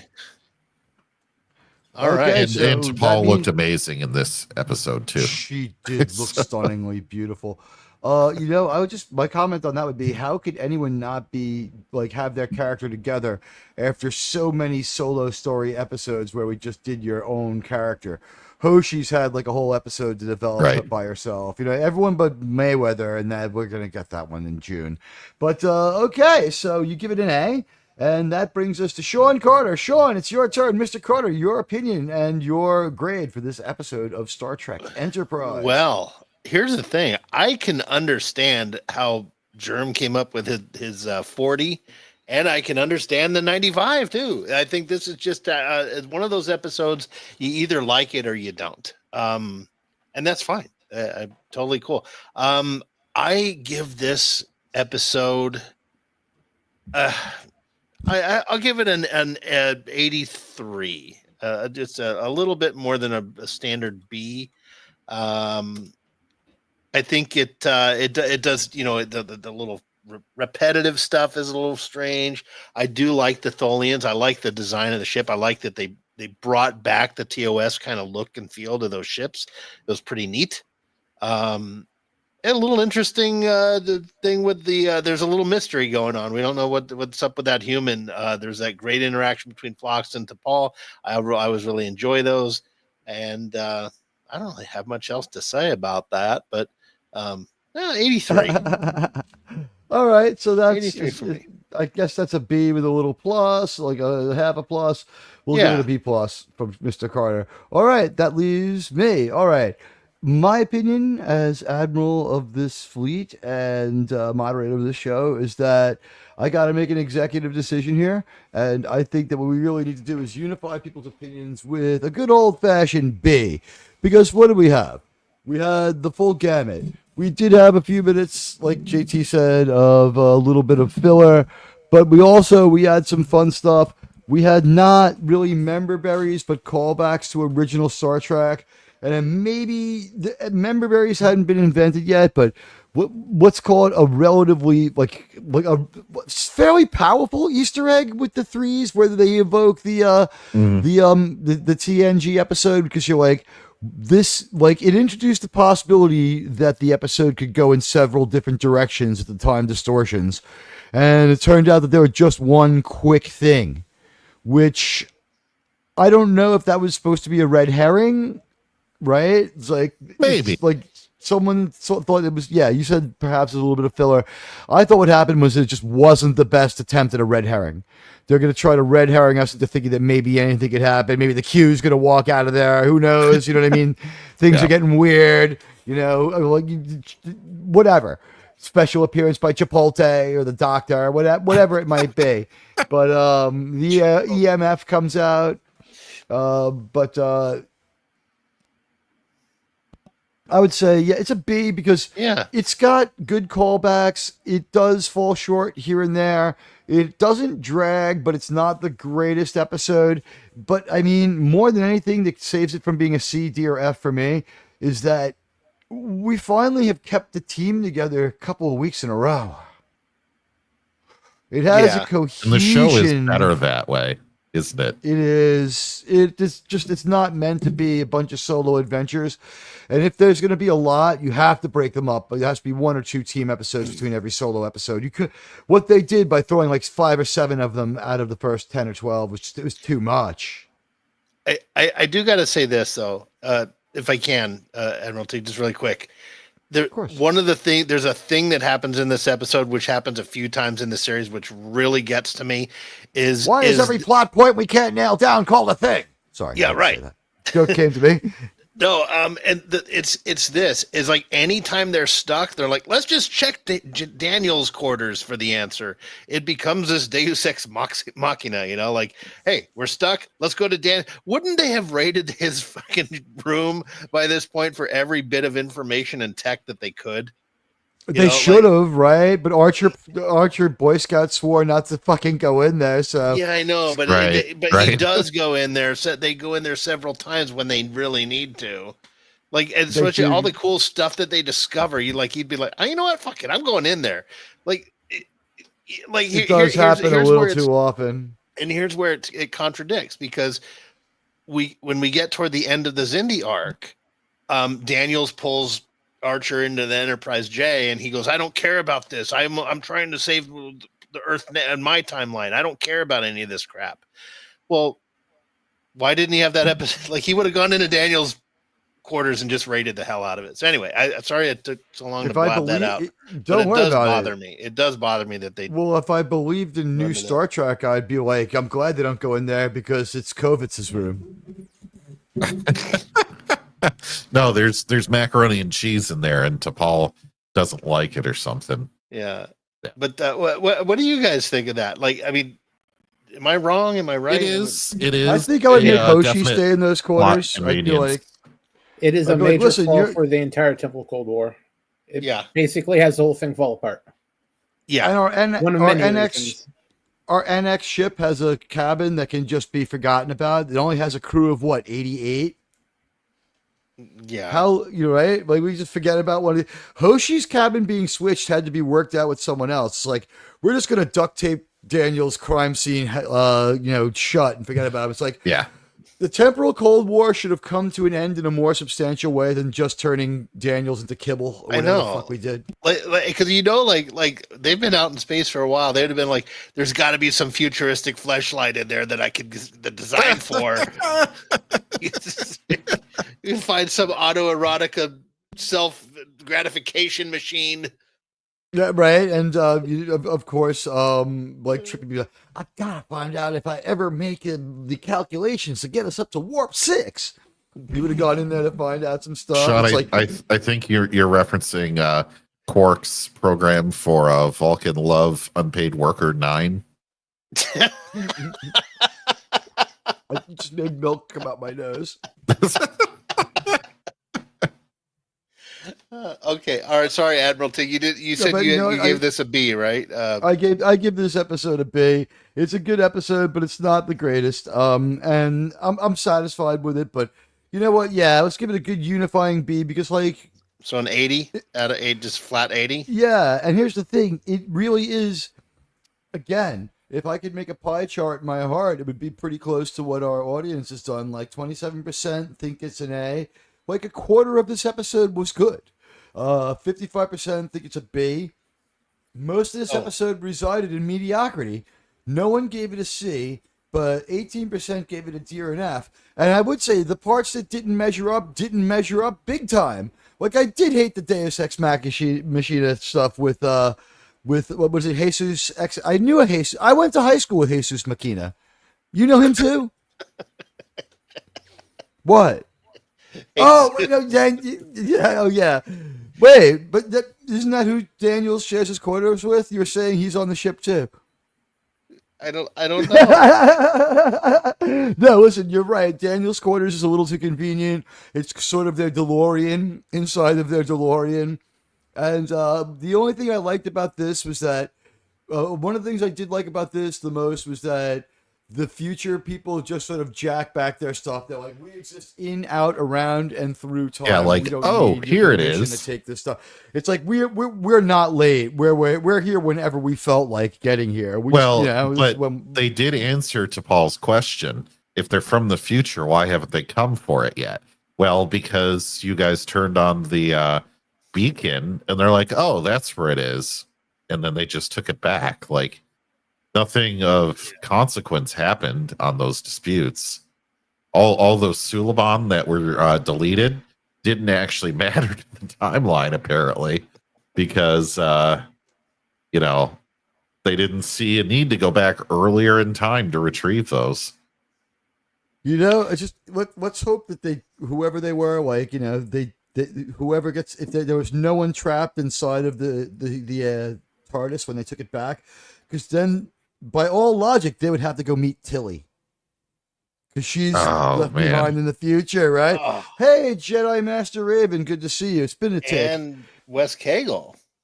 Wes Cagle made it. West, what's going on? So, good to see our friend Wes Cagle. Remember the 1883 panel? What was the highest grade that the chat gave?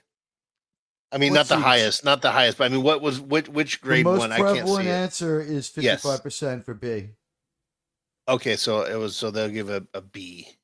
And I really like the lack of C's. Like, someone probably will give it a C because it's like you could fight on any of these hills for this particular episode because it's a little bit mixed up and at odds with itself, and they're trying to do some things, and like I give it a little more credit than some people did. Like, I thought that the time travel bubbles were like a red herring to make us think the episode might go in a different direction.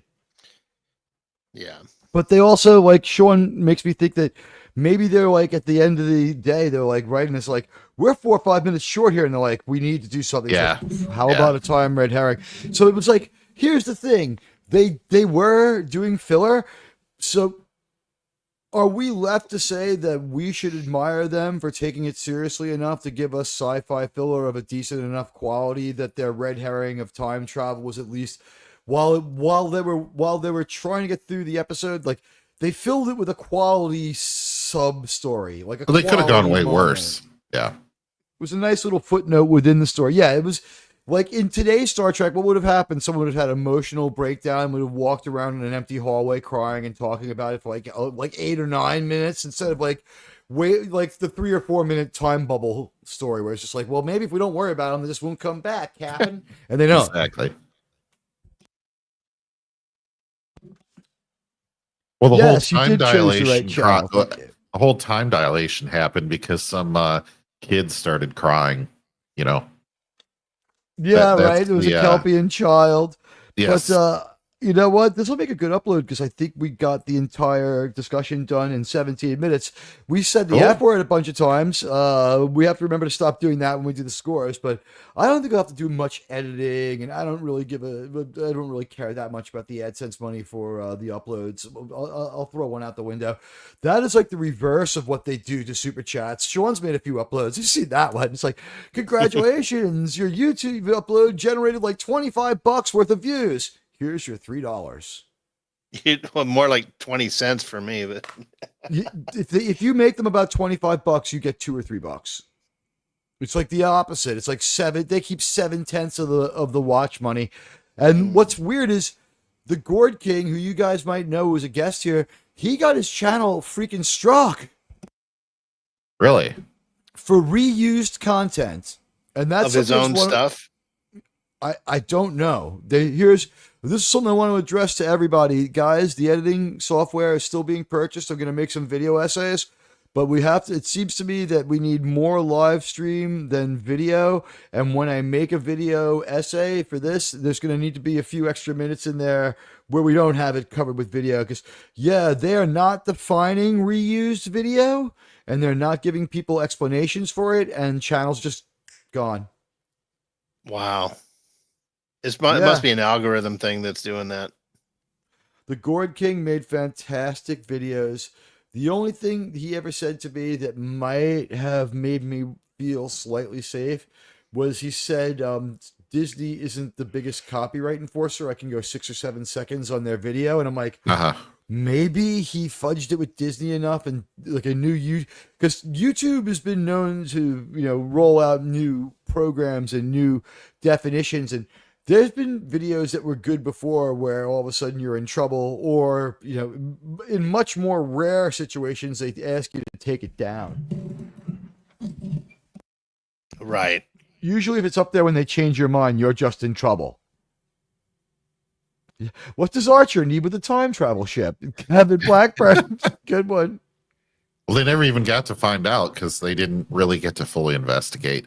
Which is kind of the big bummer. Is I wish they would have been able to keep the ship and had something cool come out like above it, right? Or they used again in another episode or something. Sir, that was so controversial. Sir. Yeah. Like like Trip tries in season 3 to use it again to bring back his sister, who was, Death Star lasered when she was in at Disney World, and right, she's on like 2111, whatever you want to call it. Yes, and so he tries to steal it, and it doesn't work or something, something fun. Access denied. Yeah, I know. We can't have fun, can we? No. Access denied.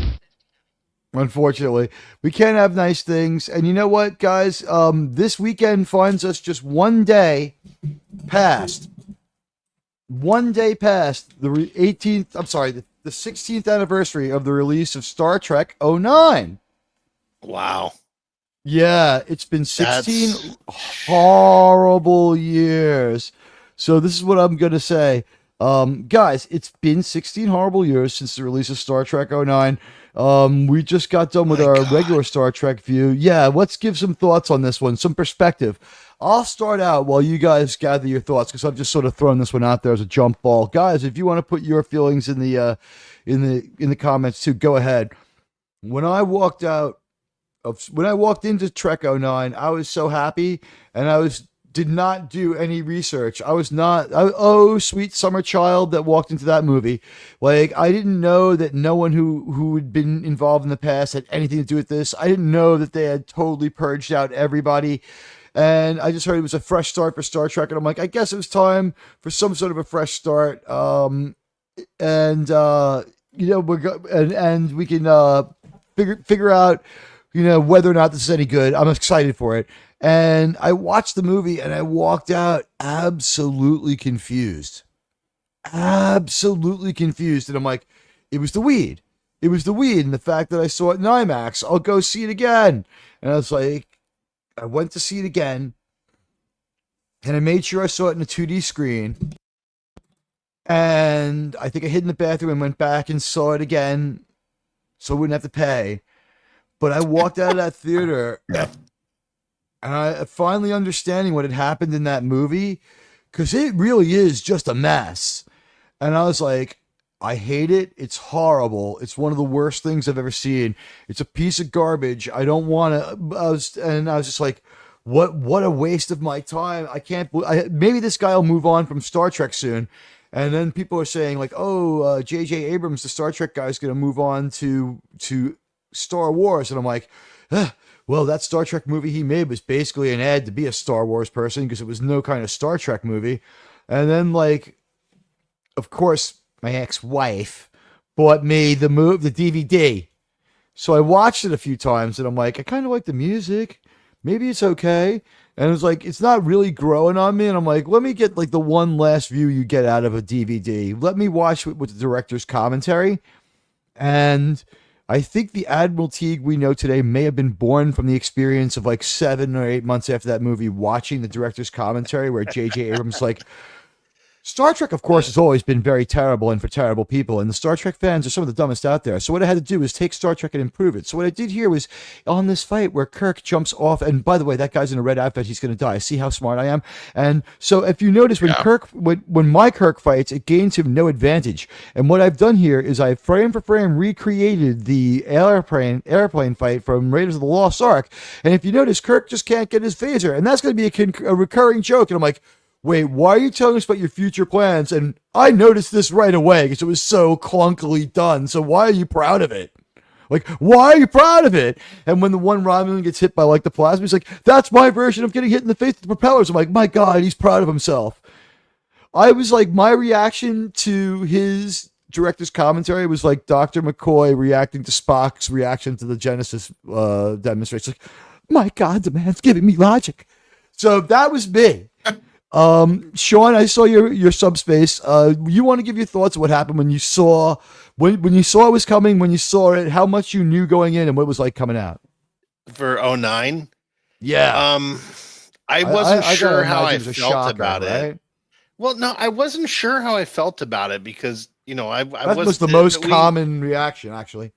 Because we got to remember, this was pre-woke, you know, this was before the woke stuff really started to become like we became aware of what it was. Well, my boss, Silic, had sent me a transmission that woke was on its way, so I was aware that the movie was woke. Well, we sensed no one it else coming, did. but it wasn't in the conversation yet. You know, like we weren't you knew talking about it was so much. Freaking wrong with the movie, but only total fucking weirdos in Hollywood had heard of identity politics. Yeah, and so I didn't mind. Like, still to this day, I could sit and watch it. I can watch 09. Because it didn't insult the fan, other than the stupid plot line with the Pilati ball that one drop can cause a black hole. That was stupid. How about the other plot where Captain Kirk cheats, though? That again, like underhanded I didn't Kirk? like I said, I didn't like some of the things they did to it, but it was on the whole like.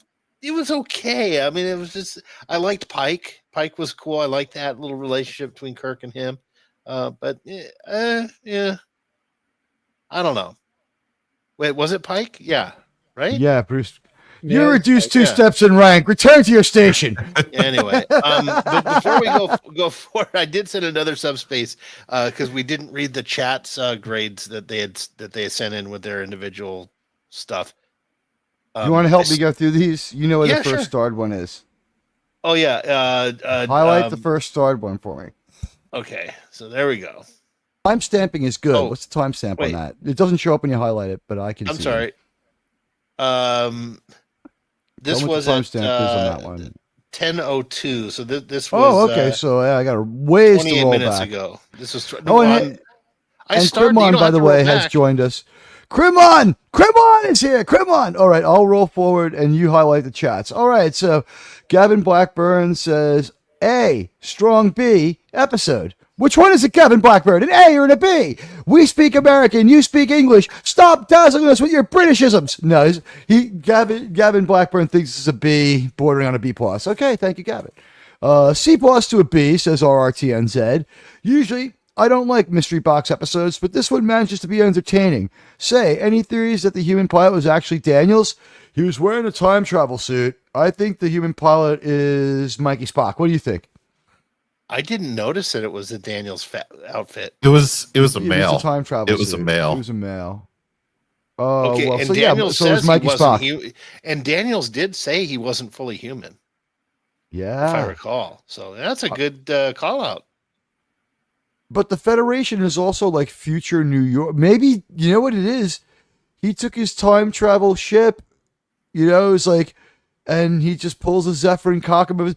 This was the time travel in Zephyr Cochrane. Whoever, who's in that ship? It was time travel inventing Zephyr Cochrane. That's who it was. That's who it was. There it was. Yeah. Now I understand it now. Oh my God, I understand it now. It's metamorphosis as well. And here's Krimlon's grade. It's a 30.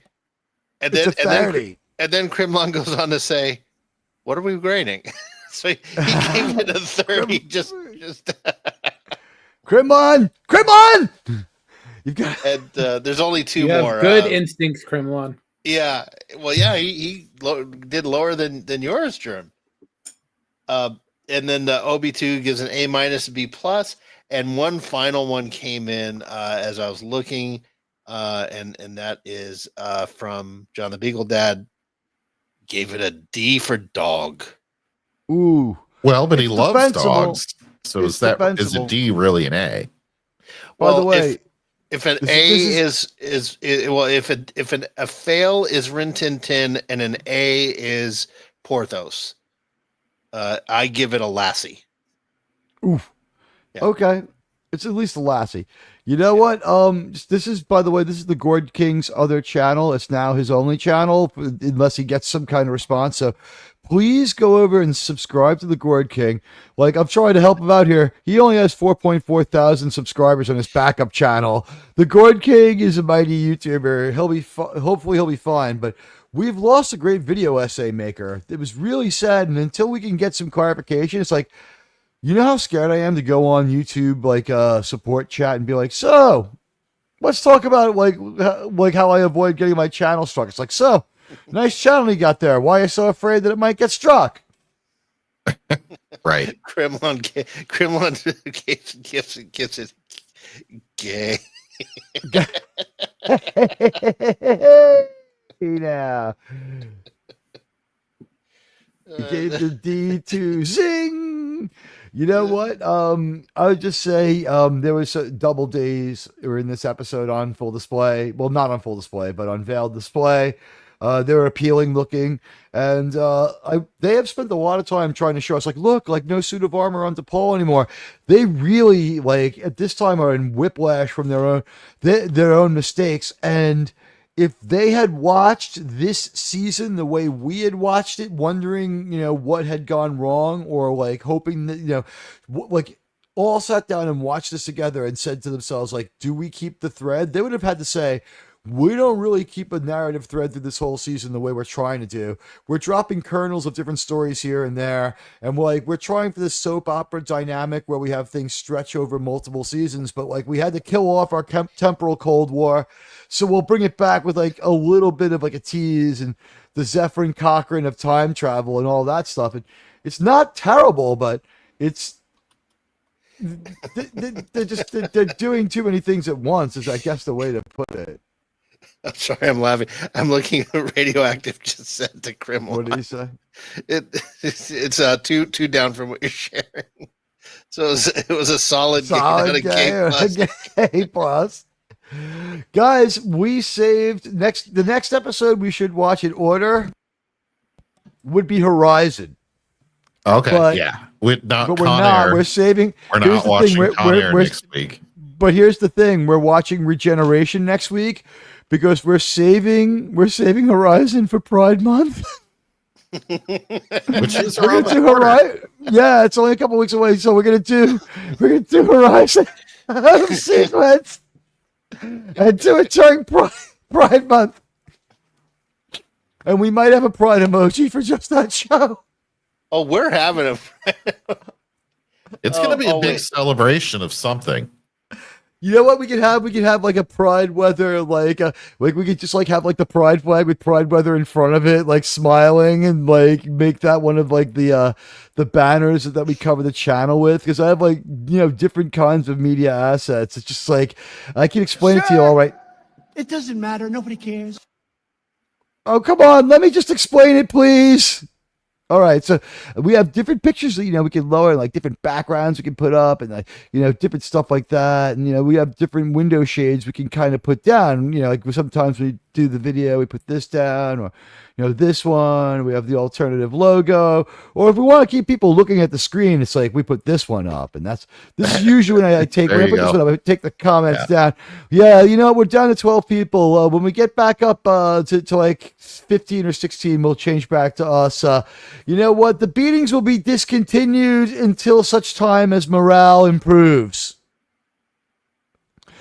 But were there any other marks that I missed? You guys gave your grades, and let's take a look at your poll. We had strong response to our poll here. Usually I have to pay people to take a look at my poll, but you know what was great? The last time we had the last time we had the vote, I went down there to go cast my ballot, and they said to me, "Admiral, sir, you don't have to bother. You've already voted." And I was like, "Really?" And they're like, "Yeah." And I was like, "Well, who did I vote for?" And they're like, "The winner, sir." And I was like, "Oh, okay." And I just left. So I took their word for it. From what I understand, all 5 of my votes were counted several times because I'm Latino. I think we are. Okay. Yeah, the Latinos get the 1/5 compromise. We get one for every 5 Latinos, you get one more vote. I see. Well, if you got 5 Latinos, at least one of them's going to be pregnant. Yeah, well. You have a lesbian scene, we get emoji. No, she doesn't. Although she's going to be in a movie with Ana de Armas where they play like a lesbian couple, but I think it's supposed to be like a serious movie, and they're going to ugly them up. So Hollywood has the answer, and hey, we've got one more person has joined. Morale has improved. Yes, this is not a case to bring back the panel. That's our Starfleet support of Pride. All the hot chicks making out. You know what would be funny is in June, I think it's also Fleet Week for the Navy in New York. So maybe we could have Pride Week and Fleet Week, and we could have like some meme of like Mayweather, Pride Weather the sailor, just doing his thing. I would love to have that. And we're up to 15. All right. Thank you guys for opening up your browsers. And if you're watching, give us a like. We need as many likes as we can to polarize the hull. It's extremely important. The last time I checked, we only had 8 likes. 8 likes. Now we have 18. It's fantastic. We need to get to 30. It's extremely, extremely important. But that would be pretty funny. Like if we could do something like what song?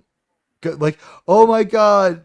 It's in the Navy is the song parody for Pride with Pride Weather, right? On the horizon, you can go to Warp 3 on the horizon. My daddy cooks for me on the horizon. Oh, man. What are we going to do for the Pride? You can have some dancing Trump in there, right? Because he likes to dance to the village people. The fact that he likes that music, when that was popular, Google Trump Studio 54 and look at the images. It's like Mick Jagger and David Bowie are like cracking up, like they can't understand what's up. And Trump just looks like either uncomfortable or outright angry in all the pictures. And he's wearing a tuxedo and tails, and Mick Jagger's got like a freaking, like a t-shirt that says cocaine on it and like tight plaid slacks. It's fucking crazy. Did we want to go back to 2009 real quick? Yeah, you know what? You get a chance to give your thoughts, and I don't know if Mr. Carter needs to beam off. He wanted to do the Mr. Carter. What's your disposition? Do you need to leave us? I do. Yeah, I'm so because I got to get up early, and today I laid down paving stones in the front yard. So I was outside. I thought you were gonna tell us you laid down something else. I was like, oh, Oh. congratulations. Well, I'm about to, you know. This is, Oh. I want you you to know know, that I can. You know, I'm gonna take Melania. I said, Melania, lay down. I'm gonna give you something like you've never seen before. That was so controversial. Sir. It's good to see Resolute Germ here. Good seeing you. You know, I dealt with the germ. It was a China germ. Don't bullshit me. Yeah, but we're gonna turn around Star Trek so fast. It'll be if they just put me in charge of Star Trek, I could fix it very easily and very quickly. It'll be much 10 times better. in one All day. right. In one day. Yeah. Day No, but no, one, I we will am get really the tired. Roddenberry files. Sean, thank you very much. Yeah. There will be no game show after this, but we will No. be giving our Maybe thoughts tomorrow. on Star Trek 09. Maybe. I might be doing for it that. tomorrow. Yeah, I might stream tomorrow with the kid. But I don't know. Yeah, but right now I'm so tired because laying down those stones and digging the grass out of the ground and throwing them. Man, I'm wasted. I'm too old for this shit. You've laid more Riggs. stones than a loose moral groupie in 1972. All right, we'll let you out of here. We'll beat you. Oh! Oh. Sean, we love you. Great job. And you know what? By the way, thanks for paying that celebrity to endorse my show. That was the ex post of the week. Kind of idiots. All right, I'm gonna beam you off. Bye. I see ya. We'll use the time transporters. This was a time time travel episode. No time like the present, right? Oh, there you go. Oh no, he's forming. Time pun. Is he I'm stuck in the- still here. Yeah, it's like, what, are you stuck in a Heisenberg complex? You gotta we'll use remove the radio me. transporter. There you go. Get me out of here. Do you actually need to be booted? Are you stuck? I don't know. Maybe I have to remove myself. Okay, I'll leave. You're- Wait. There yeah, you go. you know what? Yeah, by the way, you're unkickable. I just realized that. Oh, I am was I? like, okay, yeah, like try to kick me. You probably can't either. I was like, all right, I'll kick him. And it's like no, this person has your keys too. It's like well- you're in a committed relationship with this person. You can't do that. Oh, well, hold on a second. What? Just a second. Don't rush me here. It's only been 100 days. Oh no.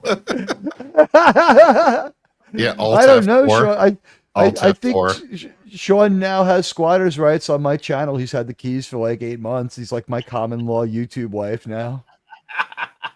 No, that's 7 years, isn't it? And YouTube, everything's much faster, much faster. So But you if gotta we be get like divorced, me. I only have to You pay don't you in live- imaginary money. I don't even live in a common law jurisdiction, so I'm free from all that. Thank So goodness. Okay. OB2's got it. You're stuck in the time loop, Sean. Oh, maybe. Okay, so all Sean, right, here we you go. just left. Let's try it one Wait. more time. Okay, here we go. Try inverse I did phasing, it. Sean. No, that. Oh, you know what I think we're gonna have to do is get the alien device. Here we go. 1, 2, 3. There you go.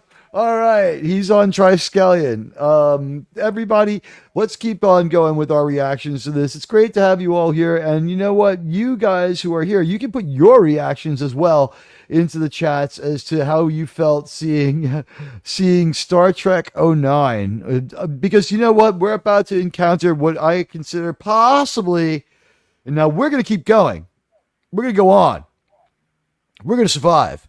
But there's going to be a shrinking of the Star Trek fandom in general by this next season of Strange New Worlds. It's always 2 more episodes than they should have had in the first place. Even 1 episode is too much. They've overstayed their welcome by 3 seasons. It's the most horrible fucking show out of all of the Star Trek shows they made because it does the most damage to the Star Trek brand. And Disparu was the first one to say this, but he kind of crystallized what I've been saying for a while. Their absolute unapologetic shilling of communism is despicable and has nothing to do with Star Trek to me. Yeah, that's Very one of true. the big problems. They have a lot of big problems, but that is one of them. Well, I don't know. I think, you know what? I think Sean, I think Sean now has squatters' rights on my channel. He's had the keys for like 8 months. He's like my common law YouTube wife now. the shilling of communism is absolutely just the worst by the new Star Trek people. It's a disaster. Germ, when you saw Star Trek '09, you walked into the theater, right? I'm assuming, or got your pirate Yeah. video. Yeah, okay. When you walked into the theater, you were anticipating, I guess, a good movie, right? None of us were the jaded monsters that we are now, where it's just like, Right. this JJ. Right. Right. So we sweet summer children. I think we walked out Fandom Menace. Like we were the first members of the fandom. Like I walked out total Fandom Menace from the second time. I was like, fuck, man, what the fuck? I was telling people like, don't go in there. You don't want to go in there. It's like, it's a cookbook. It's a cookbook. You know, like that's Yeah, my review pretty much. of Star Trek '09. Yeah. So, Jerem, you're walking your sweet summer child. Well, the first time I saw that, I was taking my mother to it for a Mother's Day gift, and That's such a by the cool time thing to do. she was all excited for it, and then by the time it was over, she was depressed, and I was preparing to look up where can I find this JJ guy so I can make sure he doesn't do any of this again. You made I your couldn't mom leave the cry, state man. at the time. Yeah.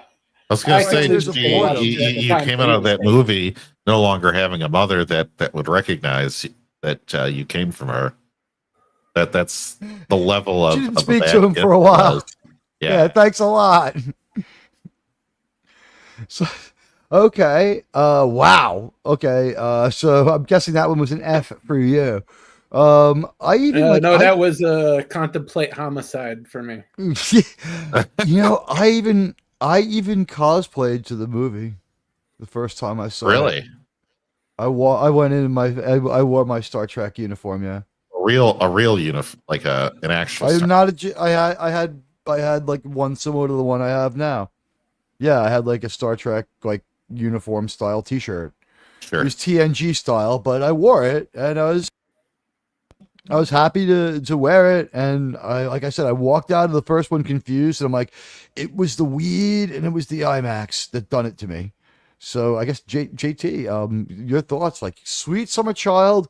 Yeah, You really so- were almost a child. Like, no, you were I like, was. what, 15? I think I had just graduated from college, so I was 21. I think when this Okay. movie came out. It's 16 years ago now. Yeah. So, So whatever age you were 16 years ago today. yeah. Well, that's too much math anyway. I'm yeah. So Yeah, you were. So I you were remember 75 going to years see this old. with a buddy, and I remember how bad the last movie, because Patty Stew ruined it, was with the Romulans and all that Nemesis. And they were like, "We're gonna start Star Trek over," and I'm like, "Okay, cool." And this is before I was really into TOS even, so they were like, "We're gonna go back to the TOS era." I'm like, "Okay, well, I mean, I've seen them all, but I'm not I was nowhere near as knowledgeable as I am today. We'll just put it that way, right?" And so I was like, "Okay, I'm going to go in with an open mind." And people said, The only "Oh, thing I J.J. remember Abrams." was- This Yeah, is that's the what I was big gonna say. name behind this. I knew who J.J. Abrams was, and then like I had seen that I had movie no he made idea. with. I had seen the movie he made with the kids, Yes, and that movie in itself wasn't too bad. And right. the thing is, and I saw Regarding Henry, but he didn't direct that; he only wrote it. And so think about it, John Leguizamo. I think that he's the only person. Hasn't he killed both like Harrison Ford and William Shatner, didn't he? Maybe. Yeah, I think so. I think Well, Malcolm McDowell may have done the same thing. Anyway, so I had heard, big time or up and coming director, if not already, prestigious, right? They got somebody worth it that they were selling us anyway, that he was, to try and do this. So, I was trying to go in with just an open mind, right? And the second that movie opened, I knew something was wrong. I'm like, why is there a sports car in this movie?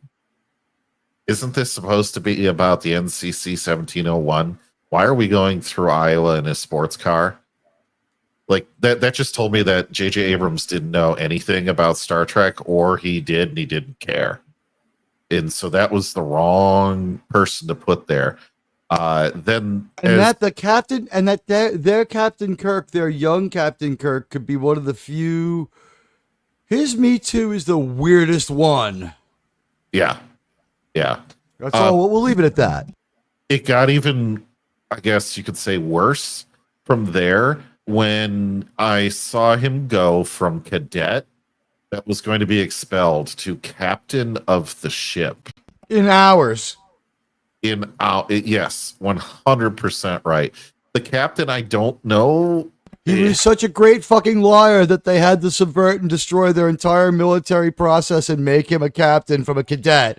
He didn't need any experience. He didn't need any fucking seasoning. He didn't need like a strong first officer. He didn't need to start out with a smaller ship. He needed the newest, fastest, bestest ship. Oh my God, because he knew Uhura. Yes. Yes. And, everybody that had been working in Starfleet for years would have been beyond pissed that they had poured their life into this. And then the captain basically makes a treasonous decision to appoint him, like severe dereliction of duty, to put a cadet in charge of those hundreds of people's worth of lives. And he was unqualified at that point to do it.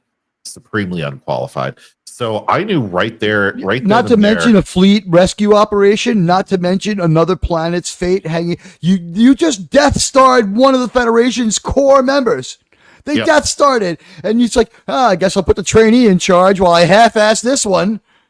Yep, and so thank God he wasn't in charge during the Cuban Missile Crisis. 100%. I looked in there, and I'm almost done with how much I hate this movie, but that whole red matter thing that Sean touched on, I'm like, well, wait a minute. He's the only only ship that can make it in time, but they have this like clay model of something paper mache that one drop of it does all. I'm like, why is like this makes no sense why it's happening whatsoever. And by that time I was like, I hate this movie. JJ said the red matter was the hardest thing to come up with. I was like, that was hard. I think what happened was he couldn't think of any causal reason for his movie, gave up, and that's what we got. Yep. And honestly, look at a trip to Sherwin-Williams stopping the Romulan supernova. It really did. It's like, so this is the red you want? That's a great way of thinking about it. It really did. It's like when they have that machine that mixes the paint for you, and you're like, ooh. It's like part of it is like the pornography of like you're buying paint. Like, so it's like they have to make it look kind of like there's a reason why you can see them mixing it. You know what I mean? It's like, ooh. Right. And so I walked out of that movie in like total disbelief that movie had ever even gotten on a screen somewhere.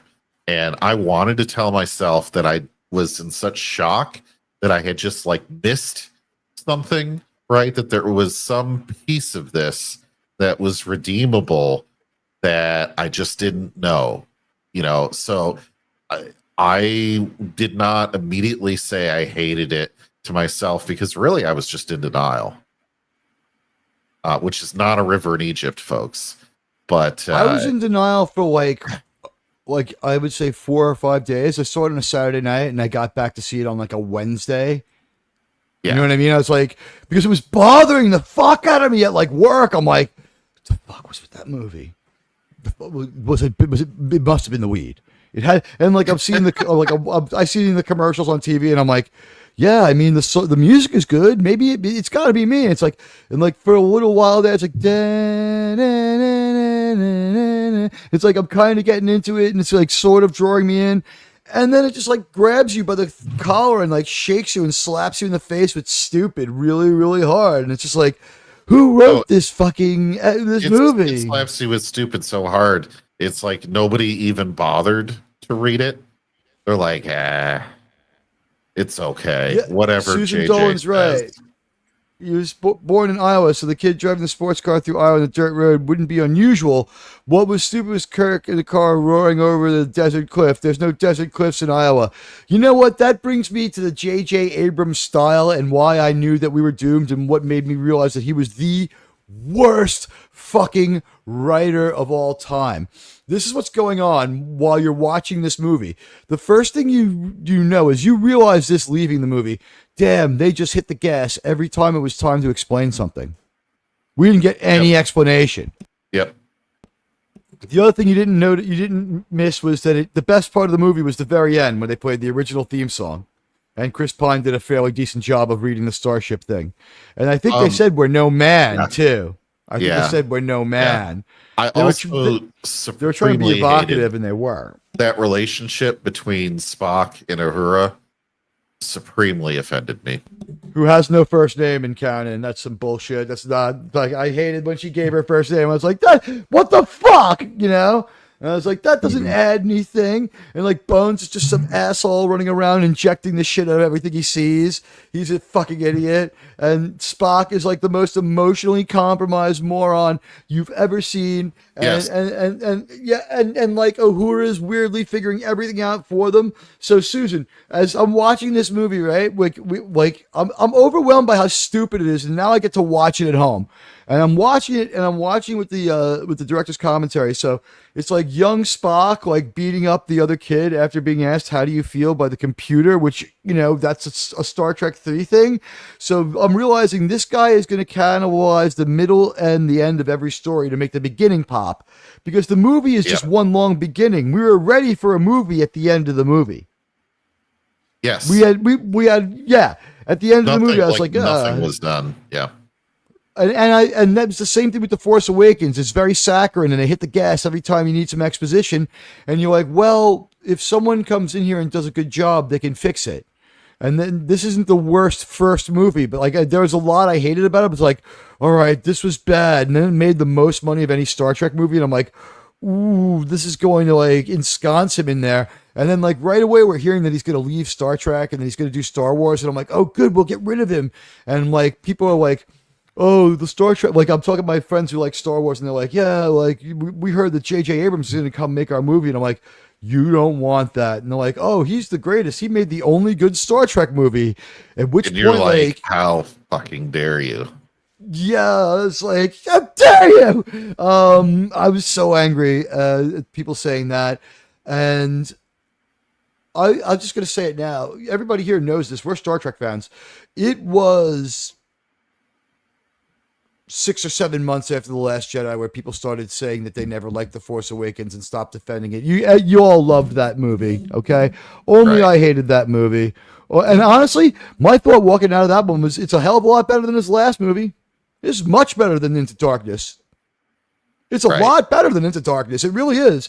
Into Darkness is Star Trek's Rise of Skywalker and its Last Jedi at the same time, and the most destructive event in the history of Star Trek. Star Trek has never come back from Star Trek Into Darkness. It was fucking Correct. awful. Correct. And you're absolutely right with that. And I think we did not like 09, but 09 is not the most You could have offensive shaken it movie. off a little bit. You could have totally changed the tone for the second one. And there's a history of Trek doing that. Between Yes. TMP and The Wrath of Khan, it was a huge tonal shift. And then between Generations and First Contact, even, if you sit there and look at it, those are really two different styles of movie that totally changed the tone and tenor of the series and how movies in the series were going to go after that. And so 09 in and of itself did damage, but you could have dismissed it the way that a lot of Star Trek kind of just... It was like a stunning blow. TMP It wasn't a doesn't death exist. blow. Right. Yeah. In a way, TMP, like, for its impact on all of Star Trek thereafter, really is about as impactful as a single average episode of like TNG or TOS, right? That's to say, is it has very little. 09 Right. would have also had very little, and you could have jumped. Captain Kirk 10 could have learned how to years not be an or- immoral piece of shit. Yeah, and they could have even retconned a lot of that in the beginning.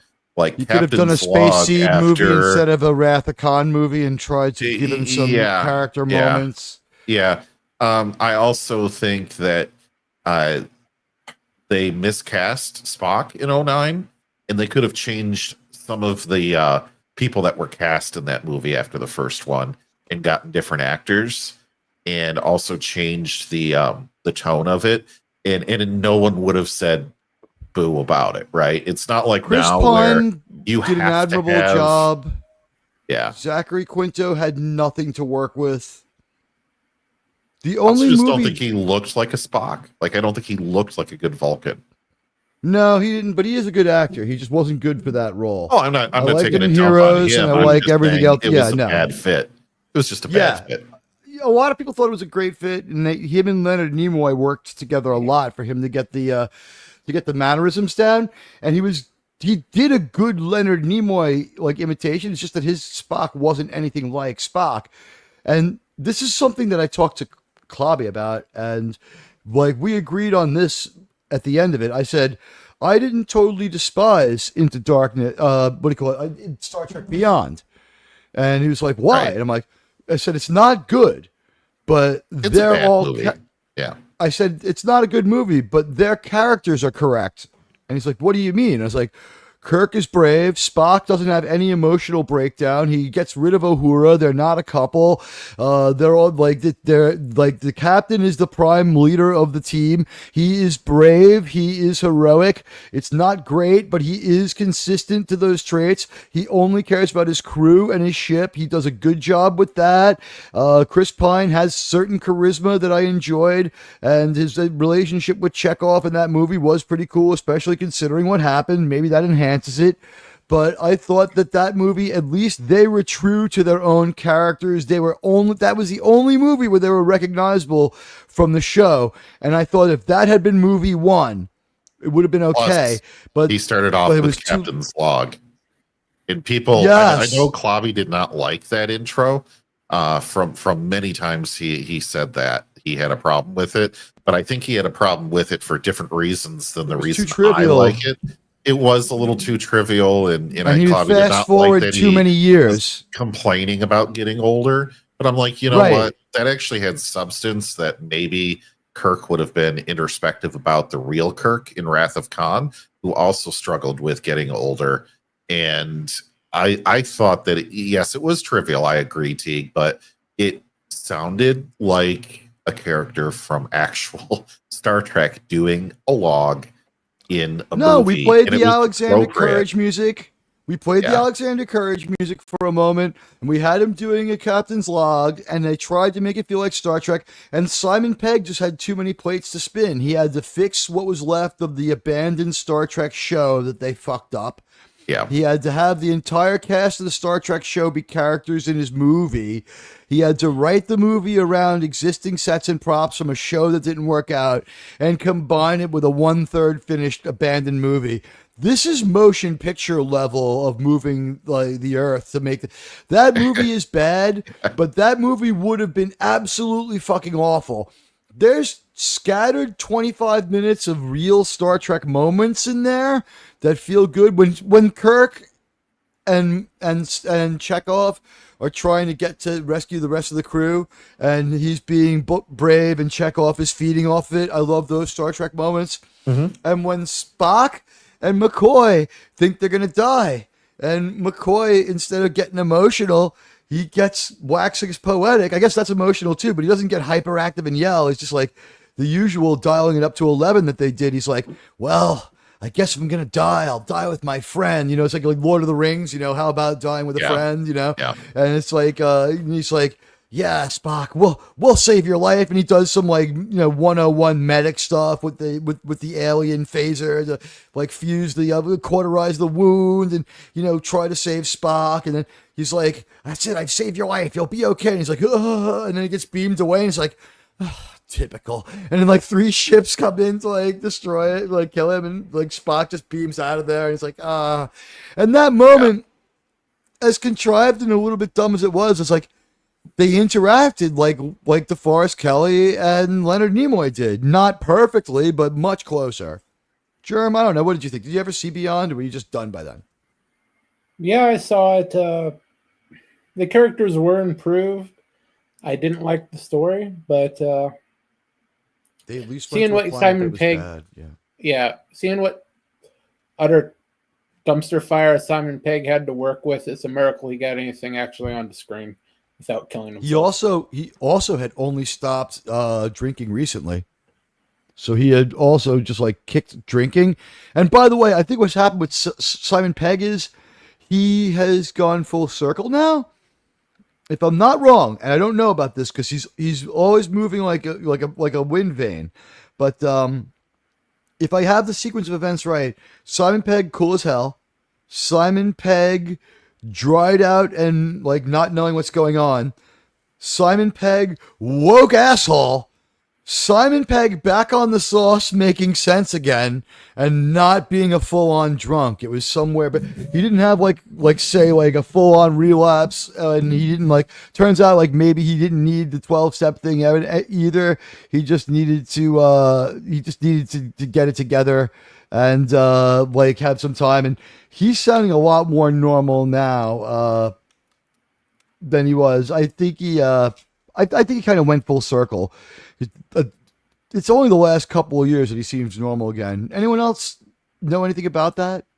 Or is he still saying woke crazy stuff? I don't bother following the a lot of those newer Trek people. I just don't. He keeps his head down for the most part. I think his publicist makes most of his public statements for him. They got a lot more measured and less insane than they had been because he had been out of control for a pretty long time. But he did seemingly get it together and act a little more civil and like just at least started withdrawing the antagonistic statements. But Simon Pegg, I don't know. What's he going to do? Make another one of his Shaun of the Dead kind of movies, the Cornelia movies? Make another one of those or something? He's been trying that for 10 years. Hollywood's just done with him, huh? Was not going to let him. Even his movies just are too masculine for Hollywood, I guess. I don't know. He's been attached to the Mission Impossible movies for the last, I think, 6 of them, at least. Well, we know for sure he won't be anymore. OB2's right, by the way. This was the last time George Takei was actually pretty cool when he said, like, I played this guy like a studly spaceman. You shouldn't be disrespecting the character that I created. And yeah, Zachary. By the way, the only person to want to come back every time was their Sulu from Harold and Kumar. It's like, I guess turns out Kumar was the talented one, just like we thought. Even if he did work for a president that not a lot of people like anymore. But whatever. The only decent performance in Trek 09, Darkness and Beyond, was Urban as McCoy. Clobby was right about the log. He moans about getting old. He's still young. Fuck that. They lifted it from Rathcon. I agree. They fast-forwarded his traits and his problems far too much, and he was far too world-weary and unhappy for a Captain Kirk who was only like 36 years old at most. Not even. We don't know how much time had passed. Right? Right. It's only supposed to be like 2 years. So, but he's 4 or 5 years into. But he wouldn't have reached the end of his 5-year mission. Yeah. So technically, he should still be under 30. I liked Kayla too, by the way, but the girl boss thing hadn't been introduced yet. So I think what happened was she didn't set off any of the bells and whistles that would happen now. And also, like when she traps Kirk and Chekhov, it's kind of comical and non-lethal, and she's already kind of on their side because of Scotty, so we know it's going to be okay. We do kind of lampoon Kirk in that moment, though. But I feel like they said Simon Pegg was miserable making that movie and fighting. I feel like that's where like Alex Kurtzman was like, we need to really just take the piss out of Kirk here a minute. And like the Rings of Power losers, J.D. Vance and Patrick McKay and Lindsay, whatever her name is, we're all like, yeah, that's what we got to do. That's what we have to do.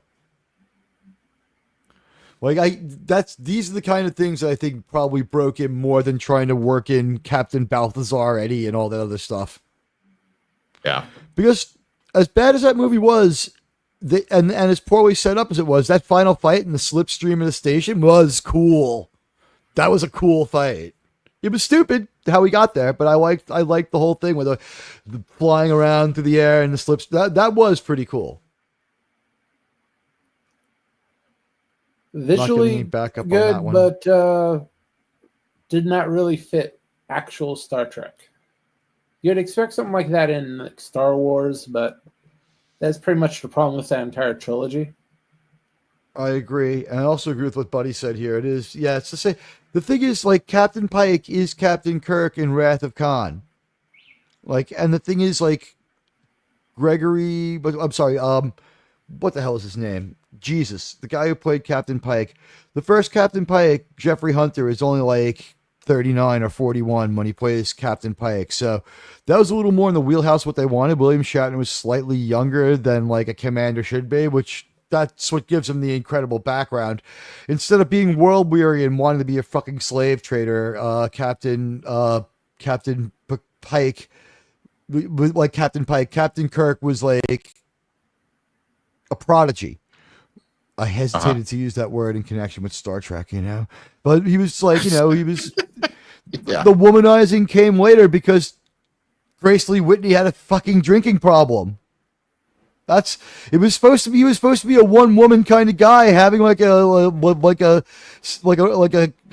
partially hidden romantic affair with Yeoman Rand, and she was just like, so you ready with your love scene with Shash? Yeah. So, I mean, that couldn't happen. And one of the things, and Susan Dolan has made a couple of points here. She said something a while back. It's like, this is one thing I want to say. Oh, yes, the J.J. Abrams style. This is the thing. JJ said he wanted to throw a car over a cliff, but Captain Kirk was from Iowa, so he felt that he complained about the source material. He complained about Gene Roddenberry. He threw a few pejoratives at him and criticized his lifestyle and the way he lived, criticized his relationships with women. Then he circled back to the fact that he was going to have Captain Kirk's mother be the one yelling at him, and that it was his wife who told him that at least one person since his father was dead and he was going to get yelled at, shouldn't at least one of his parents like him? And I'm like, that is someone else had to fucking tell you that. And you're proud of that you didn't get that on your own. So that is terrible. And so they swap it out. So the kid's reacting to a different person. And then, Susan, you're going to love this. He goes, so there are no mountains or cliffs in Iowa. Like, so he blames Iowa for being fucked up. And he's like, Sir, we've decided we cannot move the United States of America for you, sir. You cannot have a cliff in Iowa. So this is what he says. He goes, so what we did, a couple of people criticized me for this, but what they don't notice is it's a quarry. No. He points to the sheer straight line cliffs and calls everyone who said it ignorant. And then he circles back to say that's what he can't stand about the original Star Trek fans. And that's why Star Trek was always so bad. And I was like, is he fucking going after the fans? And then he circles back to the stuff that happened with Spock and says he had a complete Goonies Star Trek kids movie that he tried to pitch finished that he had to throw away. He got so caught up in it. Yeah, and he's serious. And I'm like, what the fuck?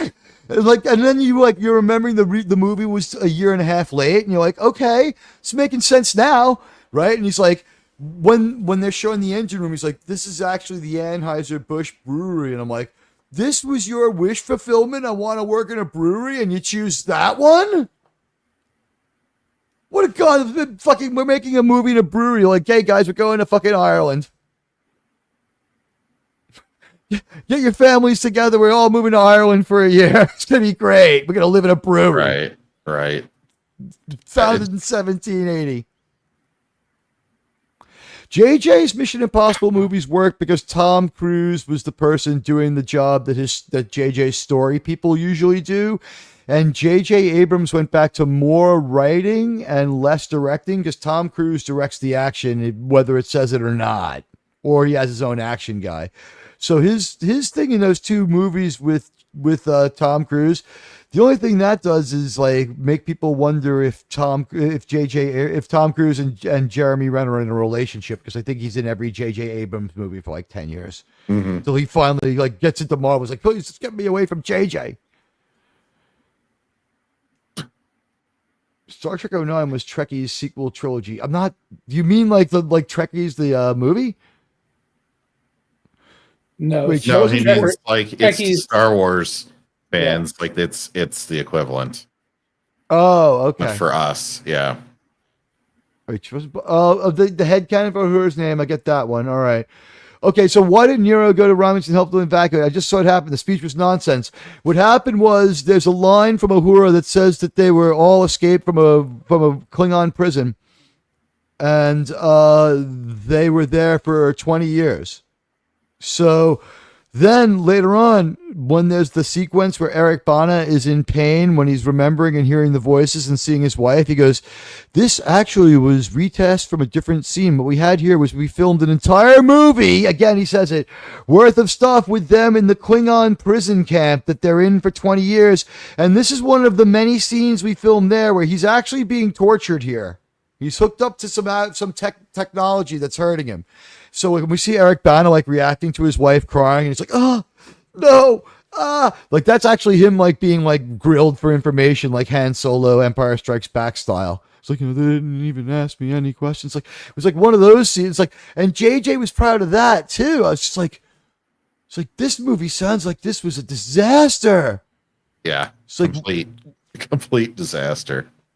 It's like, and then you realize the red matter thing was like, that was where all the lost time went, to like the threading together the timeline. And then that's when you realize that this stupid Romulan supernova thing and this stupid time travel thing with Spock Prime, you're like, as much as I hate that Leonard Nimoy was in this movie, and believe me, I hated that Leonard Nimoy was in the movie. I hated that Leonard Nimoy was in the movie after the I think a lot of people did. Because he was totally unneeded. It was a bad use of him. It just, yeah. No one was willing to say to Leonard Nimoy, you shouldn't have done this, because it was probably his biggest payday. But Leonard, you shouldn't have done it. You legitimized that garbage. And he was in all three of them too. Yeah, you know what? Here's the thing. There's a line also there's a line about him escaping from the Klingon prison camp. Then there's another thing that JJ was proud of. Do you know Nero's right-hand man, the one who does most of the talking? Uh-huh. That guy was filmed later to do all the expositional dialogue to thread together the three movies they made that they could. He always had this problem, folks. To thread together the three movies they made that had nothing to do with each other, they used that character, and he was all proud of himself. He goes, now, a lot of people didn't notice this, and I get a lot of, from the original Star Trek fans who are just the worst and the most entitled fans in the world. They gave me a lot of grief for not respecting the lore, and none of them noticed that this is Will Wheaton's voice. And I was like, why would we? Why would we care? That wouldn't even be a selling point anyway. Shut up, Wesley. Exactly. The one thing you bring in his voice. But by the way, he was doing voice acting. That character's like, so Kirk, it's like, who would ever notice? Who would ever know? It's like the guy I saw in a Fez last night on fucking Big Bang Theory that my wife made me watch. It's like I'm watching this movie. It's like between the Big Bang Theory and this movie, I want a divorce, and so I moved on that like a bitch. I love how they made Suliban. Okay, yeah, that was the last time that George Takei was cool.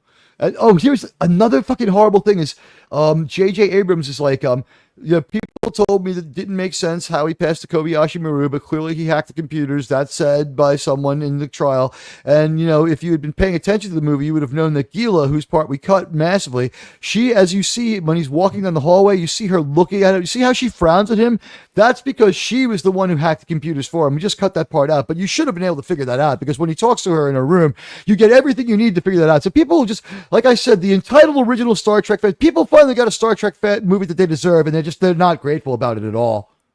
So that was the thing that we should have figured out, is when Captain Kirk is walking past her, when everyone's getting assigned to different ships, but Gila goes off to die, by the way, right? She's on one of the ships that gets destroyed.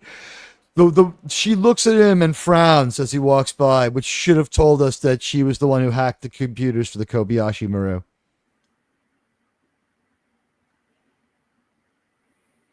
She didn't get in trouble for it either. The only performance.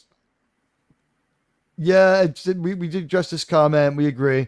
You did like Kayla. They made her a girl boss, but yeah, that was from beyond. The Kayla character was okay. And if they had gone forward, I think people would have accepted her, because of what had happened to Anton Yelchin. They would have had Chekhov die off screen. There was no way to save that.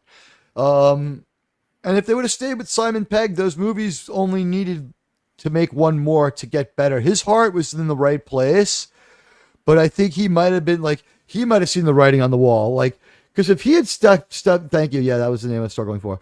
If he had stuck around and said, I'll make the next movie, they would have gotten it. Simon Pegg saying, fuck this, like, was part of the reason why we didn't get this movie. Mm-hmm. And they Yeah. tried everything. For a minute there, it was a Fast and the Furious director, Justin Lin, who, remember Linsanity? He was one of the Knicks for a while. He also became a director, I guess. I don't know.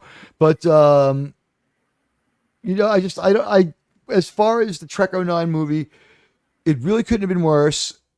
Star Trek Beyond was starting to trend towards better, but I think J.J. Abrams' ability to kill a fandom was just established right there with that Star Trek Beyond movie, Star Trek Into Darkness movie.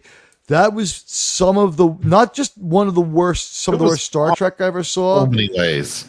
It was Yeah, a it wasn't- horrible movie. Yeah, that's what it Star Trek wasn't movie. just- It was a horrible damn movie. It wouldn't have been any better if it was just a one-off from another franchise. Germ, any thoughts on Beyond, on Into Darkness? Complete bastardization of the source material. Should never have been made.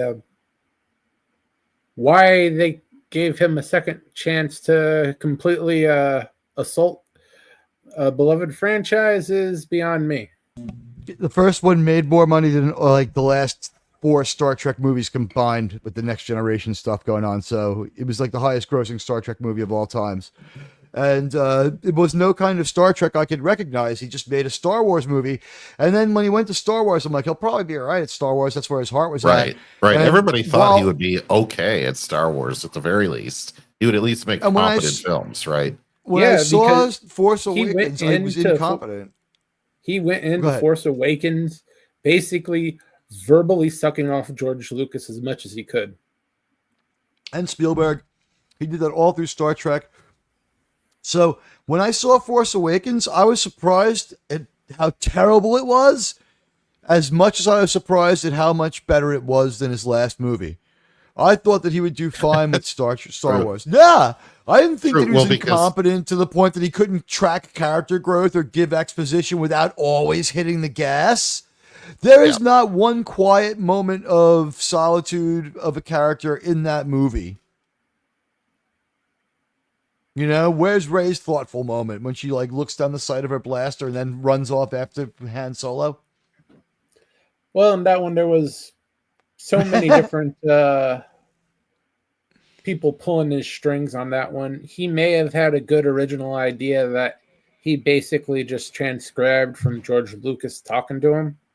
And then Disney came in, the new people at Lucasfilm came in, which would have been 2 or 3 groups of that people.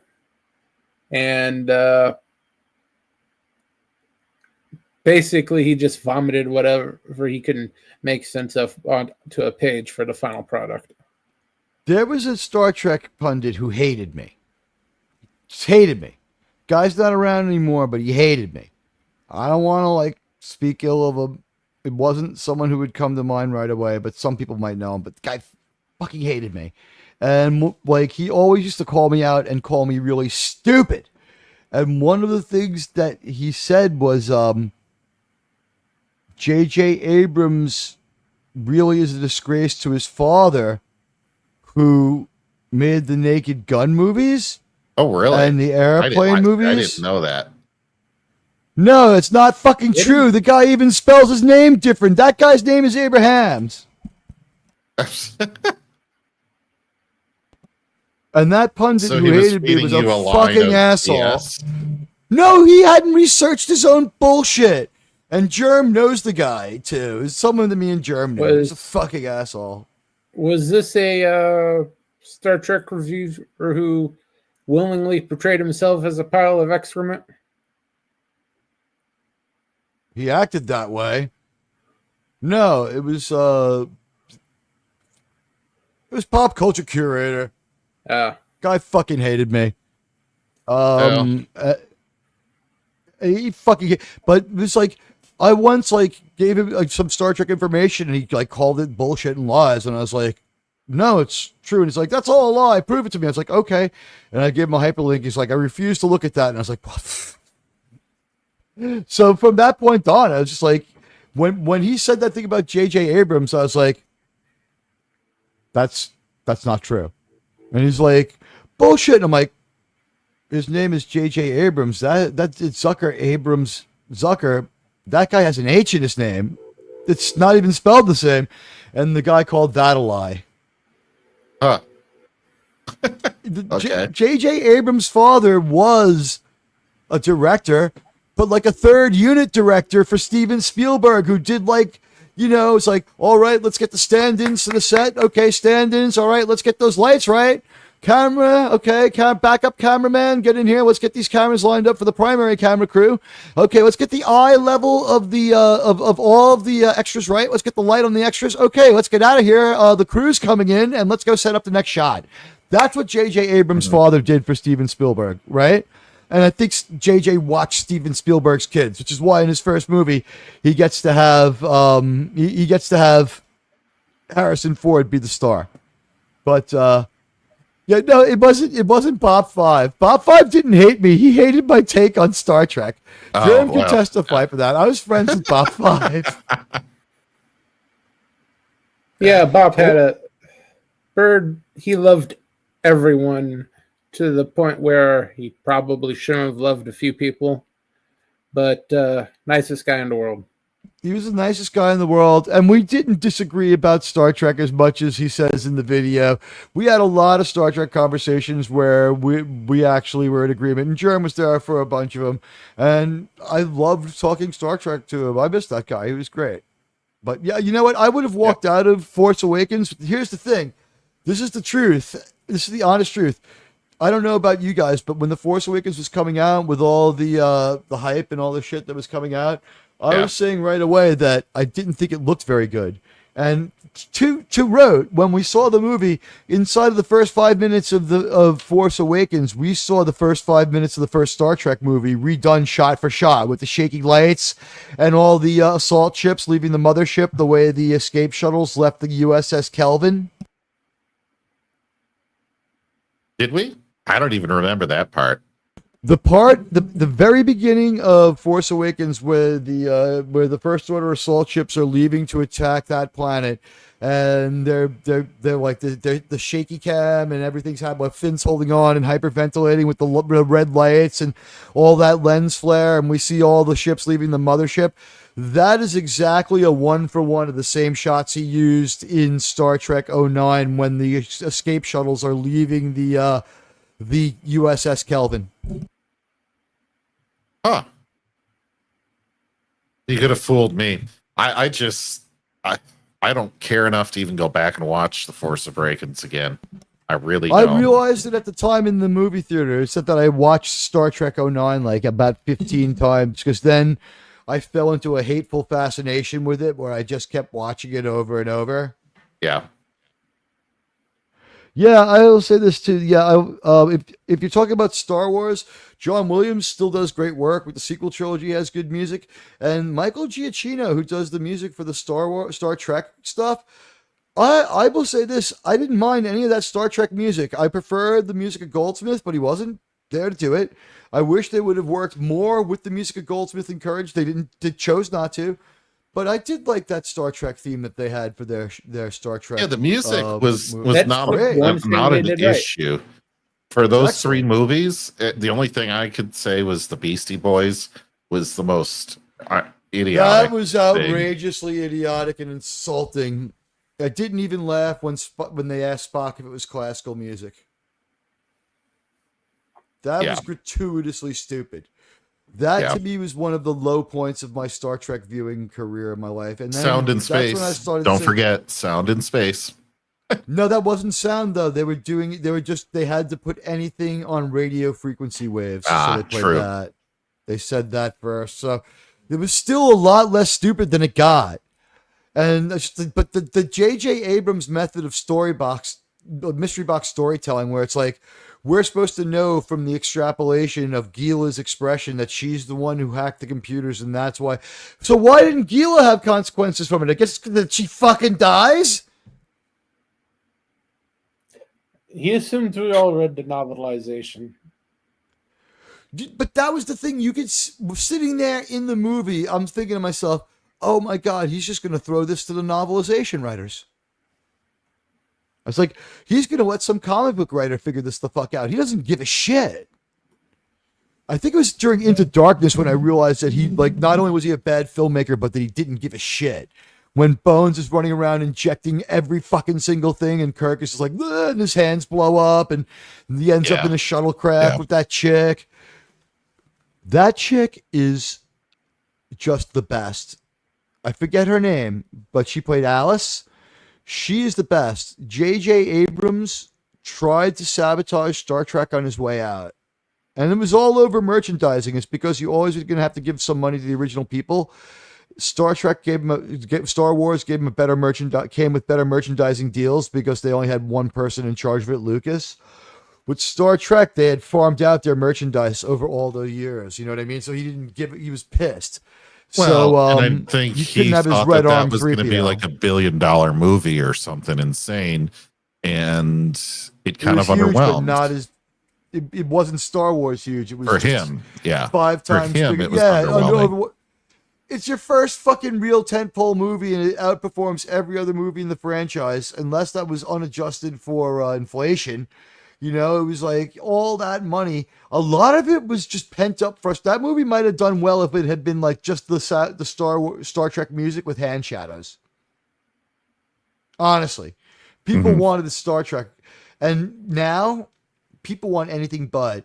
J.J. Abrams has been a cancer to this to this franchise, and you know what? We're not going to give up. Well, because all the TV losers are all bad reboot people. That's why he has been the death of this. And the thing is, I hate to say this. Now, I did not go to the theater to see. I went to a theater at sea to see. Yes. Rise of Skywalker. Yes. It had Russian subtitles. It had Russian subtitles. Oh. But I will say this. I wish I had seen it in a theater so that I could have stood up and cheered ironically like Max Cady through the whole movie. And I would have just I would have gotten a front row seat for the second time. I would have gone back to see that movie a second time so that I could have stood in the front row and turned around and just egged on and mocked and called out all the Star Wars fans. Like, how do you feel now, you motherfuckers? Telling me that J.J. Abrams is a good film. What do you think? It's like, man, where's your God now, Moses? Where's your God now? You know, it's like, I was just, fuck you and your golden calf and your J.J. Abrams. Where'd it get you? Oh, Red 5 works. So there goes Ryan Johnson's whole little fucking cheat and hack about that. So we undermined our own last movie. Fuck you people for what you said Star Trek deserved. Star Wars deserves this and you deserve it. And they're like, what did we do wrong? It's like you spit on Star Trek.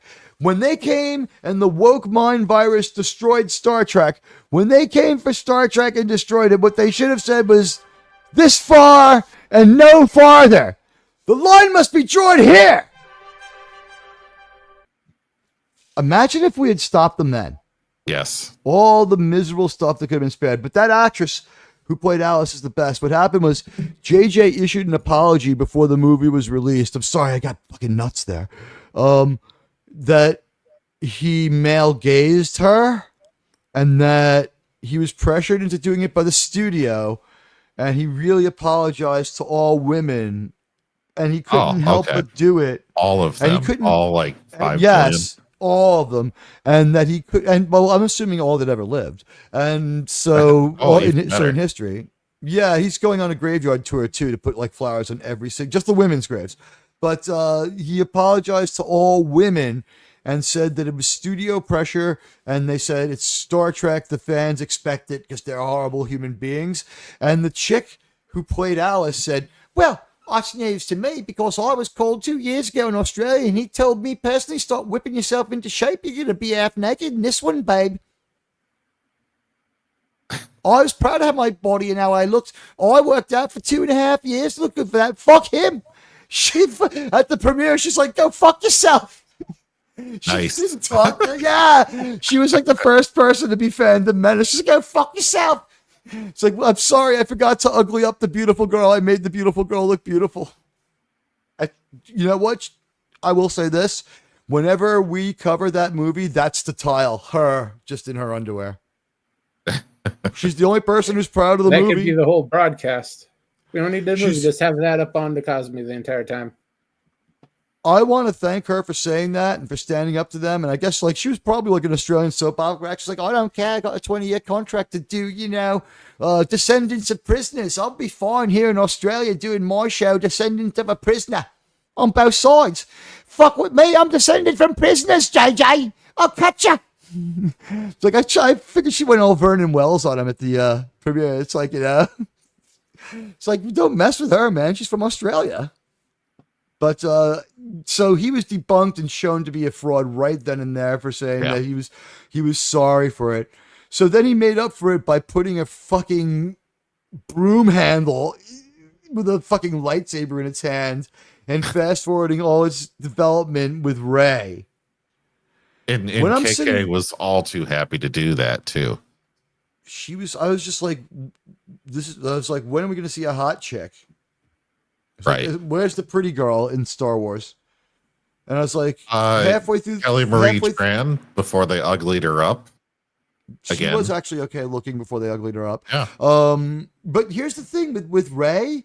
This went through my mind halfway through the movie. Tell me this didn't happen to you. It's like, even in A New Hope, Princess Leia has two or three outfits. In this movie, like Rey's been wearing like this space hobo outfit for a while. Like, when are they gonna give her second outfit, like the beautiful one? When are we gonna be able to see this beautiful actress who's kind of like, okay, they went for the Keira Knightley kind of body. Okay, nothing going on up top, but she's still kind of cute, Sure. Can we see? Can we get a better look? Nope. Next movie, she's got a suit of armor on. Basically, they never give us like. I guess they show us her booty a couple times. No, they took a good look at her and they figured out there was nothing to salvage there. Ouch. But my whole I thing mean- is like, look, he obviously did so much damage to the point where I don't think Paramount could sell Star Trek for like more than $1 billion at best.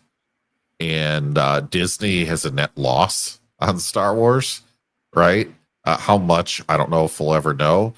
And a lot of that is on JJ. I mean, he's not the only one. You got Kurtzman, KK, a lot of people, right? Made those two stink bombs. Could you sell Star Wars, or I guess actually, since we're talking Star Trek tonight, could you even get a Star Trek movie to the big screen? They can't. We saw that they can't. And by the way, that brief moment where JJ was gone and we didn't know what was happening and there were still no shows yet and Tarantino had interest, they put off Tarantino too long. I talked to Tom Connors about this. We were watching a movie for another channel and like the movie sucked, and Tom Connors and I got in trouble on that other channel, which whatever, they got their problems now too. But we always used to get scolded by the host of the other channel because Tom Connors and I would like go off script and start talking about Star Trek over and over, which is something like when Andre sees me now, it's just like, here comes the Star Trek guy, Admiral Teague.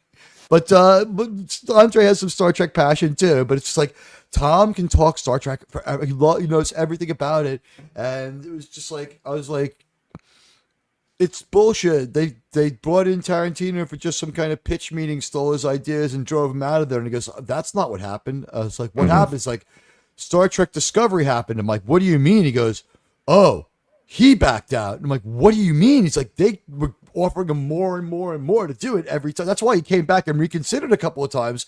He wasn't getting burned. He was being thrown more and more developmental money just to even think about it. And he said, you guys have made such a mess of this that I absolutely refuse to consider doing it. No, you're on your own. And he I would don't have wanna had do to have Star Trek started anymore. from such a fresh point that they probably never would have let him do that. Like he No, would have they told him needed he could such ignore everything. They gave him complete. They gave. I it to him. mean, they can gave say it to him. that, but would they ever really allow it? He said they said it. Here's the thing. He's Quentin Tarantino. If he walks off your movie in the middle, it's got freaking terminal cancer and it never makes it to the screen anyway. True. What are you to bring in Matt Reeves? Oh, out of work. All right, so Yeah, we're I'm getting. sure they told him that he had free reign, but he was smart enough I not just- to trust him on that. By the I'm way, just sitting Susan, here this was thinking, like, misreported. This was misreported. Let me straighten this one out quick. Kelly Tran, from Force Awakens, if that's what we're talking about. I think that's what you mean. She got Twitter harassment, but it was unrelated to Star Wars or Star Wars fans, and it wasn't a big deal. When asked about Twitter, she said she got sick of social media and deleted it herself. She didn't want to do the. What happened was, I think that they wanted her to go with that story and go on Twitter aggressively attacking the fans, and she just deleted her social media rather than do it. Which is probably the better move. Well, I have respect for her for trying to do the right thing by the fans and not to be part of their bullshit. And whatever she did in her life after that, she did do the right thing as far as she got roped into the Star Wars thing. She made the movie. She honored her contract. What the hell was she going to do? She gave them what she wanted. They put a Mo wig on her. She looked horrible. When we saw her in Rise of Skywalker, one of the few things that was surprising about that movie was like, oh, wait. With her hair combed and normal clothes on, like, she's not horrible looking at all. Right. And my thing is, I think people have used her words. Alice Eve, that's her name, yes. Yeah. For far more attacks than what she ever meant them as, too. I she think has disavowed attacks in her name. Yeah. She has disavowed attacks in her name. Remember, here's the thing with the Bad Robot and the Secret Hideout PR people. We have to remember this. They are very bad faith, and with their actors, they put a lot of words in their actors' mouths, and they say things that their actors didn't say. You got to look at their actors' ex. You would think that Melissa Navia, who plays Ortegas, is the worst person in the world. Her ex shows a very sympathetic person whose career was slowly strangled and destroyed by Star Trek the way a strangling fern kills a normal tree. Absolutely parasitical. And the ex video of her crying when she showed her costume from the show that she had to leave, a different sci-fi show, because as she said, the production, and she was a popular character on that popular show. She said, was it The Expanse? She said, I can't be on my other show anymore because the Star Trek Discovery, the Strange New Worlds production schedule is just, I can't wait to see my Star Trek colleagues. And at this point, she looks dead in her eyes. And she's like, but I'll miss my fans from the old franchise. I wonder what her agent did for that, because there had to have been a way for her to get out of the Star Trek deal and do the other one. It gets worse. No, it gets worse. Because after that, about a year and a half later, now you would also think that she was the wokest, most horrible human being in the world from the way that character is, right? I think what happened was they grabbed somebody who was normal and tried to destroy her career. She doesn't do Hollywood. She's not gay. She moved to Ireland to live with her boyfriend so she could be with him to help him while he was sick. She begged for time off. They wouldn't give it to her. And she had to leave to go back to work a couple of times while I was sick and didn't get to mourn him fully and left. Yeah. They're like, it's not like you were a lesbian. He was just a man. Get back to work. I have nothing to go on, but I mean, that's the kind of attitudes we're dealing with here. That must have been tough. Just really. There's 2 X videos really where shitty. she's crying about what Star Trek did to her and then say, but I can't wait to go back to work with the fans and the gas face I love. And it's just like, you don't mean any of it. Oh my God. It's just like, she did everything but hold up a newspaper. Yeah. Yeah. So, you know what? I've noticed that in the Strange New World stuff, Ortega's hair isn't as fucked up as it is the other seasons. It's less. They shaved it up less high. At least in what I saw. She said, and she says this in the video, the other reason is that the Star Trek, not only is their production schedule terrible, but they won't back off the mohawk for my character, so I can't get any other work because they're doing it 6 times a year. That they didn't let her change her damn hair. She couldn't have a pixie fucking cut so she had a thriving career. How many times have actors and actresses on the show changed their hair? I mean, who was it? Sorry, my having stream brain. Laura has different hair. Kate Mulgrew had like a different haircut like every damn season. Haircuts. Yeah, she had at least 4 different looks. 7 and 9's hair changes a little bit. Yep. Although Up looks best. But I'm just trying I'm to think. sorry. Wesley had different hair. I'm just trying Picard, to think. Picard goes to fully shaved head after Yes. Cisco's hair changes. I'm pretty sure Riker Cisco grew a changed his beard. hair. Yeah. Riker grew a beard. Marina Sirtis gets ugly and mean. Yeah, you brought that up. Cisco changed his hair. I'm pretty sure even O'Brien, Colmini did Gets not wear fuller. that exact same haircut. There were minor changes. Why they would get hung up the over thinning that. area on top that creeps in the last 2 seasons. No, but I think he of had Deep Space bigger, Nine. I think TNG, he might have had sideburns, like stuff like that, right? Where it could be Yes. more of a late 80s, early 90s thing. Stuff like that, if their characters were around long enough, they did change some of that. But even if you look at all the other people that would play those roles on Star Trek, Spock's ears would come off. Michael Dorn had, makeup on there. Geordi, it's not like they blinded him in real life. So But that with way, Melissa they Navia, just they put it made in her context. unable to work. Yeah. And why? For what reason? The biggest Because reason they is because could? she makes the least amount of money, so they put her in the most of most episodes. So this is what happens. Her and New Uhura are most of this show. They can't afford Anson Mount. They can't afford Rebecca Romaine. They're in like 2 episodes each. Then they're in a few seconds of the other episodes. In some of the episodes, Rebecca Romaine is doubled. Like she won't even turn around. Yeah. The And her doubles, and you can they tell could her have double male because her gazed double her. is thinner. They could have male gazed her and like maybe gotten more people to watch their show that no one was watching.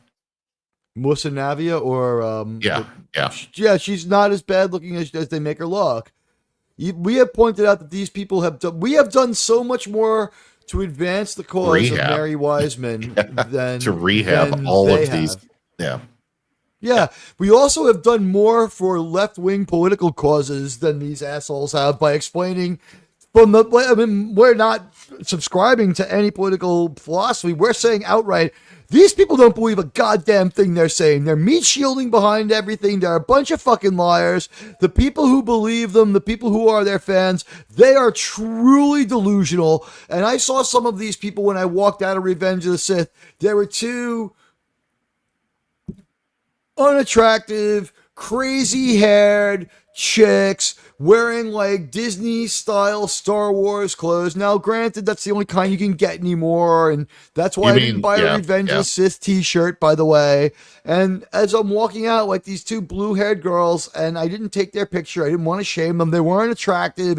I could have just trolled the fuck out of them on my show. One of them had fucking blue hair. They were like, that was terrible. I don't know where was, I didn't, there were no, like, Padme didn't do anything. They were just talking about how the movie lacked identity politics. So I'm walking out of the theater and I'm like, my God, you fools, you fucking fools. You just saw a perfect movie. Well, I wouldn't go that far, but it was the compared best to what they liked. It was, yeah. It's a really good Star Wars movie too. It's the 3rd and a half best Star Wars movie. Well, JJ could have never ever made a movie like that, and arguably, I don't think George Lucas was a great choice for the role he made in those. I think the prequels have a bunch of flaws that people are choosing to forget about because we've had so much worse. But I remember they were not great films. No. The first 2. The first 2 were really.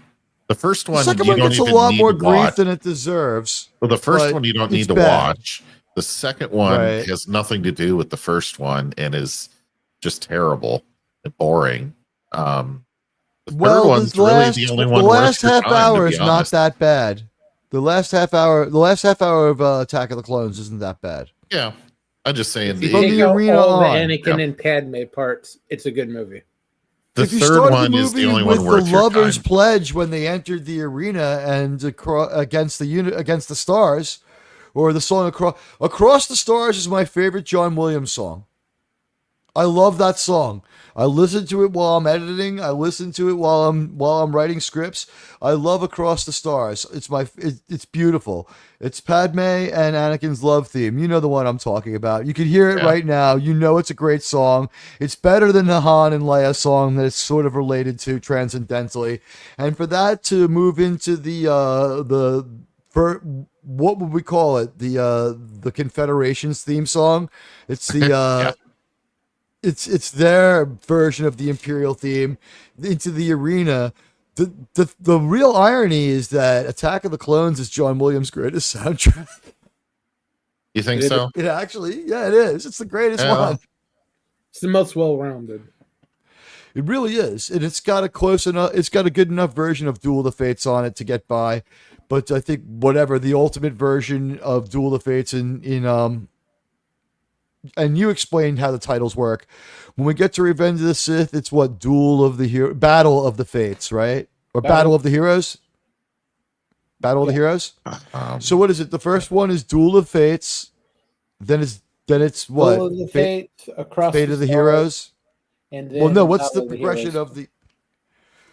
Well, Across the Stars is specific to Anakin and Padme. But it's the main track for episode 2. Yes, it is.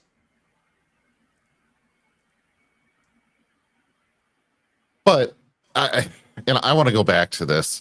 Could you ever get a Star Trek movie back on screen? Who would you have to get to do a movie, to even greenlight a movie, to be able to do it?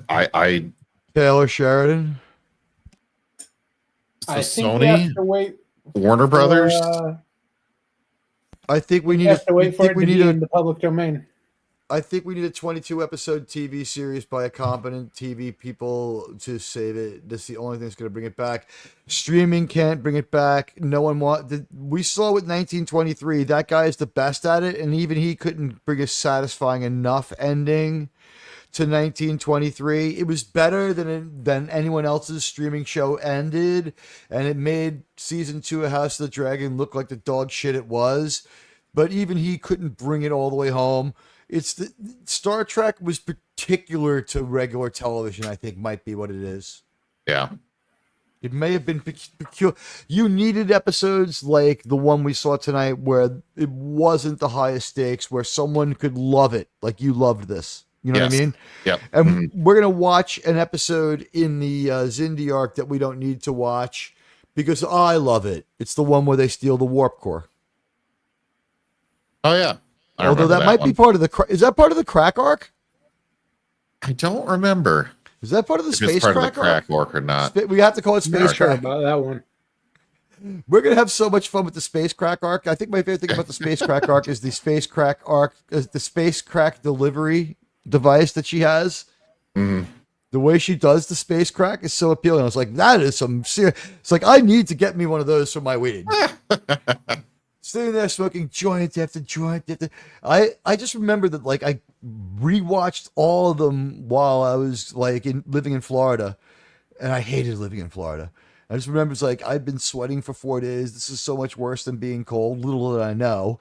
But it was just... that is the most binge... This is a much more bingeable than weekly watchable Star Trek show.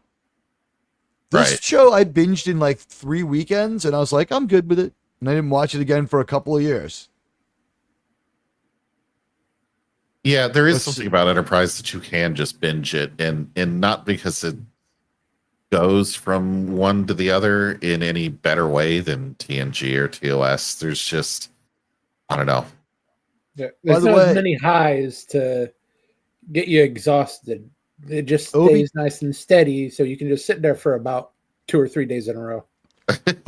Yeah, that's true. By the way, OB2 went to a decent high school because unlike my high school, they were able to play John Williams music. John Williams sued everybody who played his music in the 80s. And they even said to him, it's like, Mr. Williams, sir, this is the poorest high school in America. And, you know, these are the most underprivileged children in the entire country. And they take so much joy from playing your music. He said, fuck you, I want my full fee. Yes. I They never didn't forget buy that. the originals, right? So all I know, OB2, either you went to a really good high school or they suspended all the sports teams for 2 years so you could play that fucking song. Yeah, I know, right? No, the fee is only like $500 or $600, but it's difference making, and it's like everyone else. Like I think like a lot of people waive their fees for high schools. You know what I mean? It's like these are Right. your future musicians. These are your students. Like no self-respecting musician squeezes every last penny out of it. Like when they said to John Williams, can like the dance, can the poorest school in Harlem have it? And he was like, fuck you, pay me. I was like, in a way, I ruthlessly respect him, but in a way, wow, what a dick. Well, and don't forget that their fee is not the only cost to get that sheet music, because you have to pay for the distribution company and the publisher and all that. So, yeah. No, he played the homecoming in a farm town full of cowboys and guardians. Come get it. Nice. You know what? Here's Nice. the thing that I probably think that they paid, because there's a joke in The Simpsons about how bad he is. It's a season. Is it the Armin Tamzarian episode? At the beginning of one episode of The Simpsons, he's like, now, come on, gentlemen, it's just a tiny little school fair. And it's like, that's about to become a big, giant lawsuit. And they had called Springfield Grammar School the happiest place on earth. And like, it's like, the happiest place on earth is a trademark of the Disney Corporation, and you're going to have to pay for that. And he's like, well, there's one thing the Disney Corporation didn't figure on. It's like, what's that? This Green Beret wasn't in the mood to take any shit today. And he beats the crap out of all 5 lawyers like Skinner. You don't remember that one? No. It was about how ruthless and insane Disney and John Williams get with lawsuits. Nice. Like they had played Star Wars music and they were using Disney properties. So it was like that. You're headed for one huge lawsuit, Tamzarian. So I don't know. I mean, he's particularly bad. I think hasn't South Park also gone after him for that one? I didn't think the Parkers were that litigious. It's possible. No, but... I meant mocked him for it. Oh gosh. There's like 25 whatever seasons of South Park. I don't remember. I have said this remember. Before, I'm trying, and I just, we have seen so many. There are so many seasons of South Park now that there is some guy like walking around the islands that he bought half of, and there's some new guy sitting on like the beach, and he's like, "Oh, hi, who are you?" And he's like, "Oh, I just bought the other half of the island. My name's Dave. Oh, my name's Jeff. What do you do?" "Oh, I used to, be a Wall Street trader. It drove me insane. Oh, as soon as I turned 60, I punched out and got out of here. You're pretty young. Does your dad own part of the island? You can't be more than 48. It's like, "Oh, no, I went to college with Trey Parker, and for the last 27 years, I wrote only dick and fart jokes for South Park, and I just retired, and I live here now." Yeah. And then a lone gunshot was heard, and the broker walked away. It's like, son of a bitch, smug bastard, come to my island. But yeah, no, I mean, somebody actually gets to say that now. Isn't that crazy? Yeah. Can you imagine, like, trying to make people feel bad for you, too? It's like, Dad, fuck you, you work for South Park. It's like, I had to sit there with 2 men looking over my shoulder, writing dick and fart jokes all day. It's like 22 years into that. Right. Oh, man. I'll never look at a fucking twig and berries the same again, son. All right. We've had a great time. Jerm, what are you up to this week? Well, this week, I'll be movie Mondays. Watch Party. Okay. Is it with Curtis? Original Godzilla. Which Godzilla? The original 1954. Okay, cool. So this will be culled from the original CNN footage of the Godzilla attack on Tokyo in 1954. It's a very good time to catch up with history. Archival film with Germ. Cool. History's big. JT, what are you up to? Let's see. The next confirmed thing I have is hanging out on Dave C's channel on Wednesday. We'll be tackling a new comic, likely, or we may be hanging out with Radioactive on the show. I haven't quite decided yet, but no matter what we do, we're going to have some fun. Probably going to take a trip into DC or IDW at this point, because we've been doing a lot of Marvel. So if you missed us doing Battlestar Galactica or Black Panther, fear not, we are going to go and do something else that's just as fun. So I hope to see everybody there. Just be careful when you go into DC. You're going to want a strap because it's the most dangerous city on the East Coast. But you're not allowed to bring guns to the federal city. Oh, you mean DC Comics? Sorry, yes. Right over my head. Okay, but Radioactive. I don't know. You're going to have to pay him at least what I pay you. Yeah. No, we had talked about maybe doing a discussion show in the future. Nothing solid yet. And as for my part, our team said we are going to probably reveal that Monday. We have many candidates, nothing nailed down yet. As for my part, I have. I'm waiting to hear from Northern English Bastard. I guess in a week or two he'll call me up with some more insane homework and give me like 30 more hours of TV to watch, and I'll go on his stream sooner or later. I turned him into one of my recommended streams. He's great.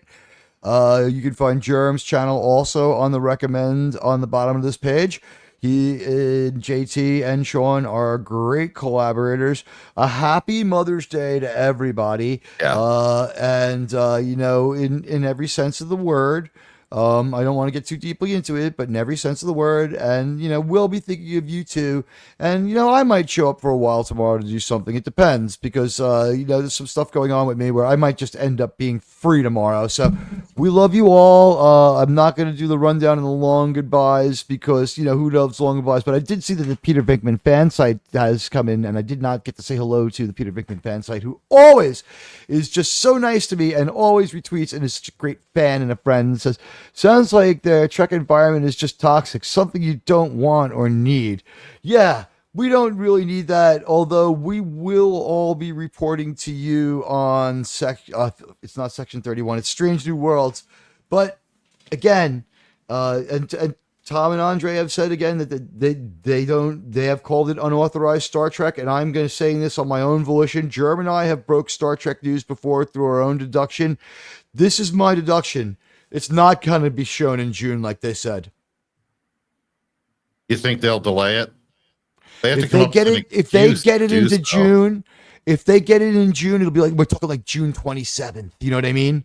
Like it'll be a ceremonially, because all the publicity I see now has been changed to this summer, and they stopped running their ad on Paramount Plus. The thing is, the deal came closer to getting closed yesterday, and then some Trump official went on a wild verbal tangent about CBS News, and then they decided to go back at him. So now it's all up in the fucking air again.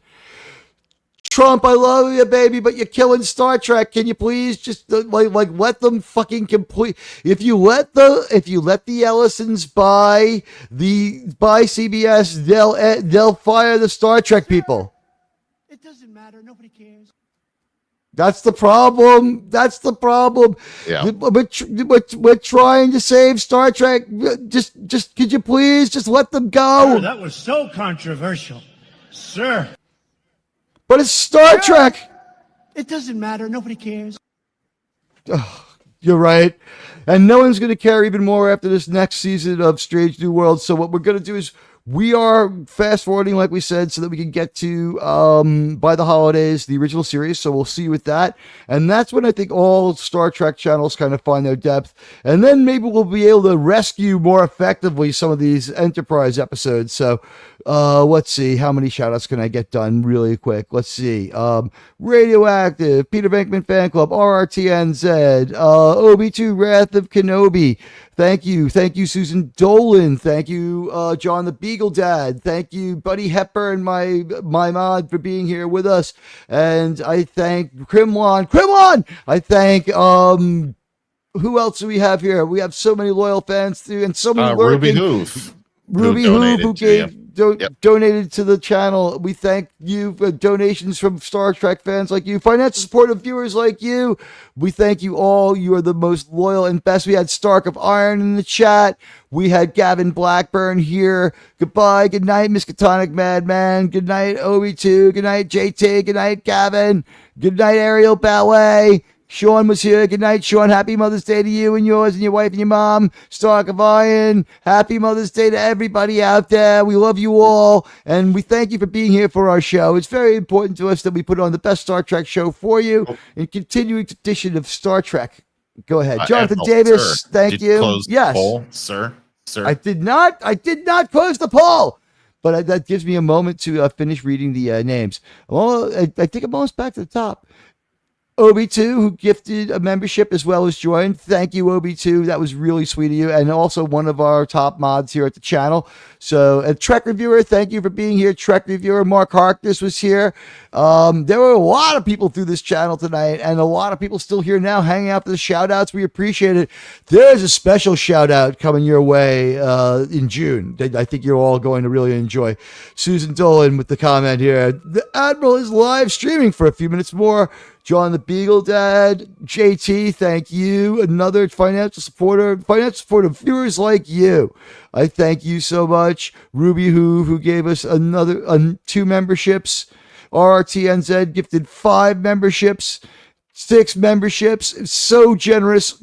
So generous. I'm so grateful. And Ruby who before we got started gifted a membership and a $5 chat. I want to thank all of you from the bottom of my heart. We hope that we gave you some entertainment. We tried our very best and we did everything we could to make this a memorable show. We love you all. I will be back at the very least on Tuesday, streaming for vengeance at 3:00, giving you an alternative where you don't have to listen to the same robotic transformer propaganda. Oh, a little entertainment. I see what you did there. may have gone too far in a few places.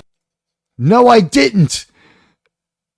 All right. I love you guys. You guys are the best. I could sit here all night thanking you, but I think what we really need to do is get Sydney Sweeney in here before I go on too long and just start gushing about how great you all are, because you know how it gets when I'm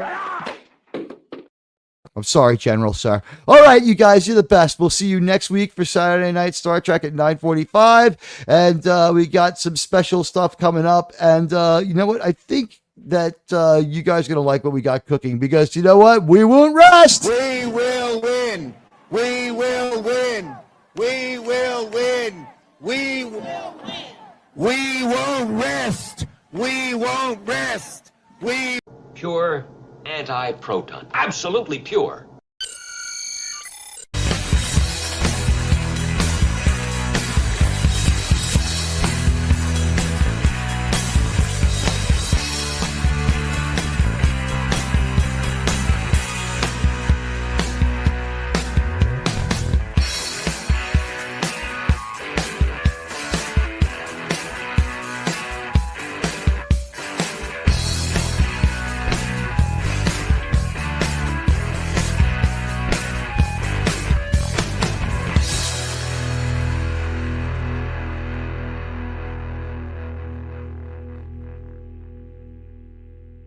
Doesn't anyone see that this is wrong?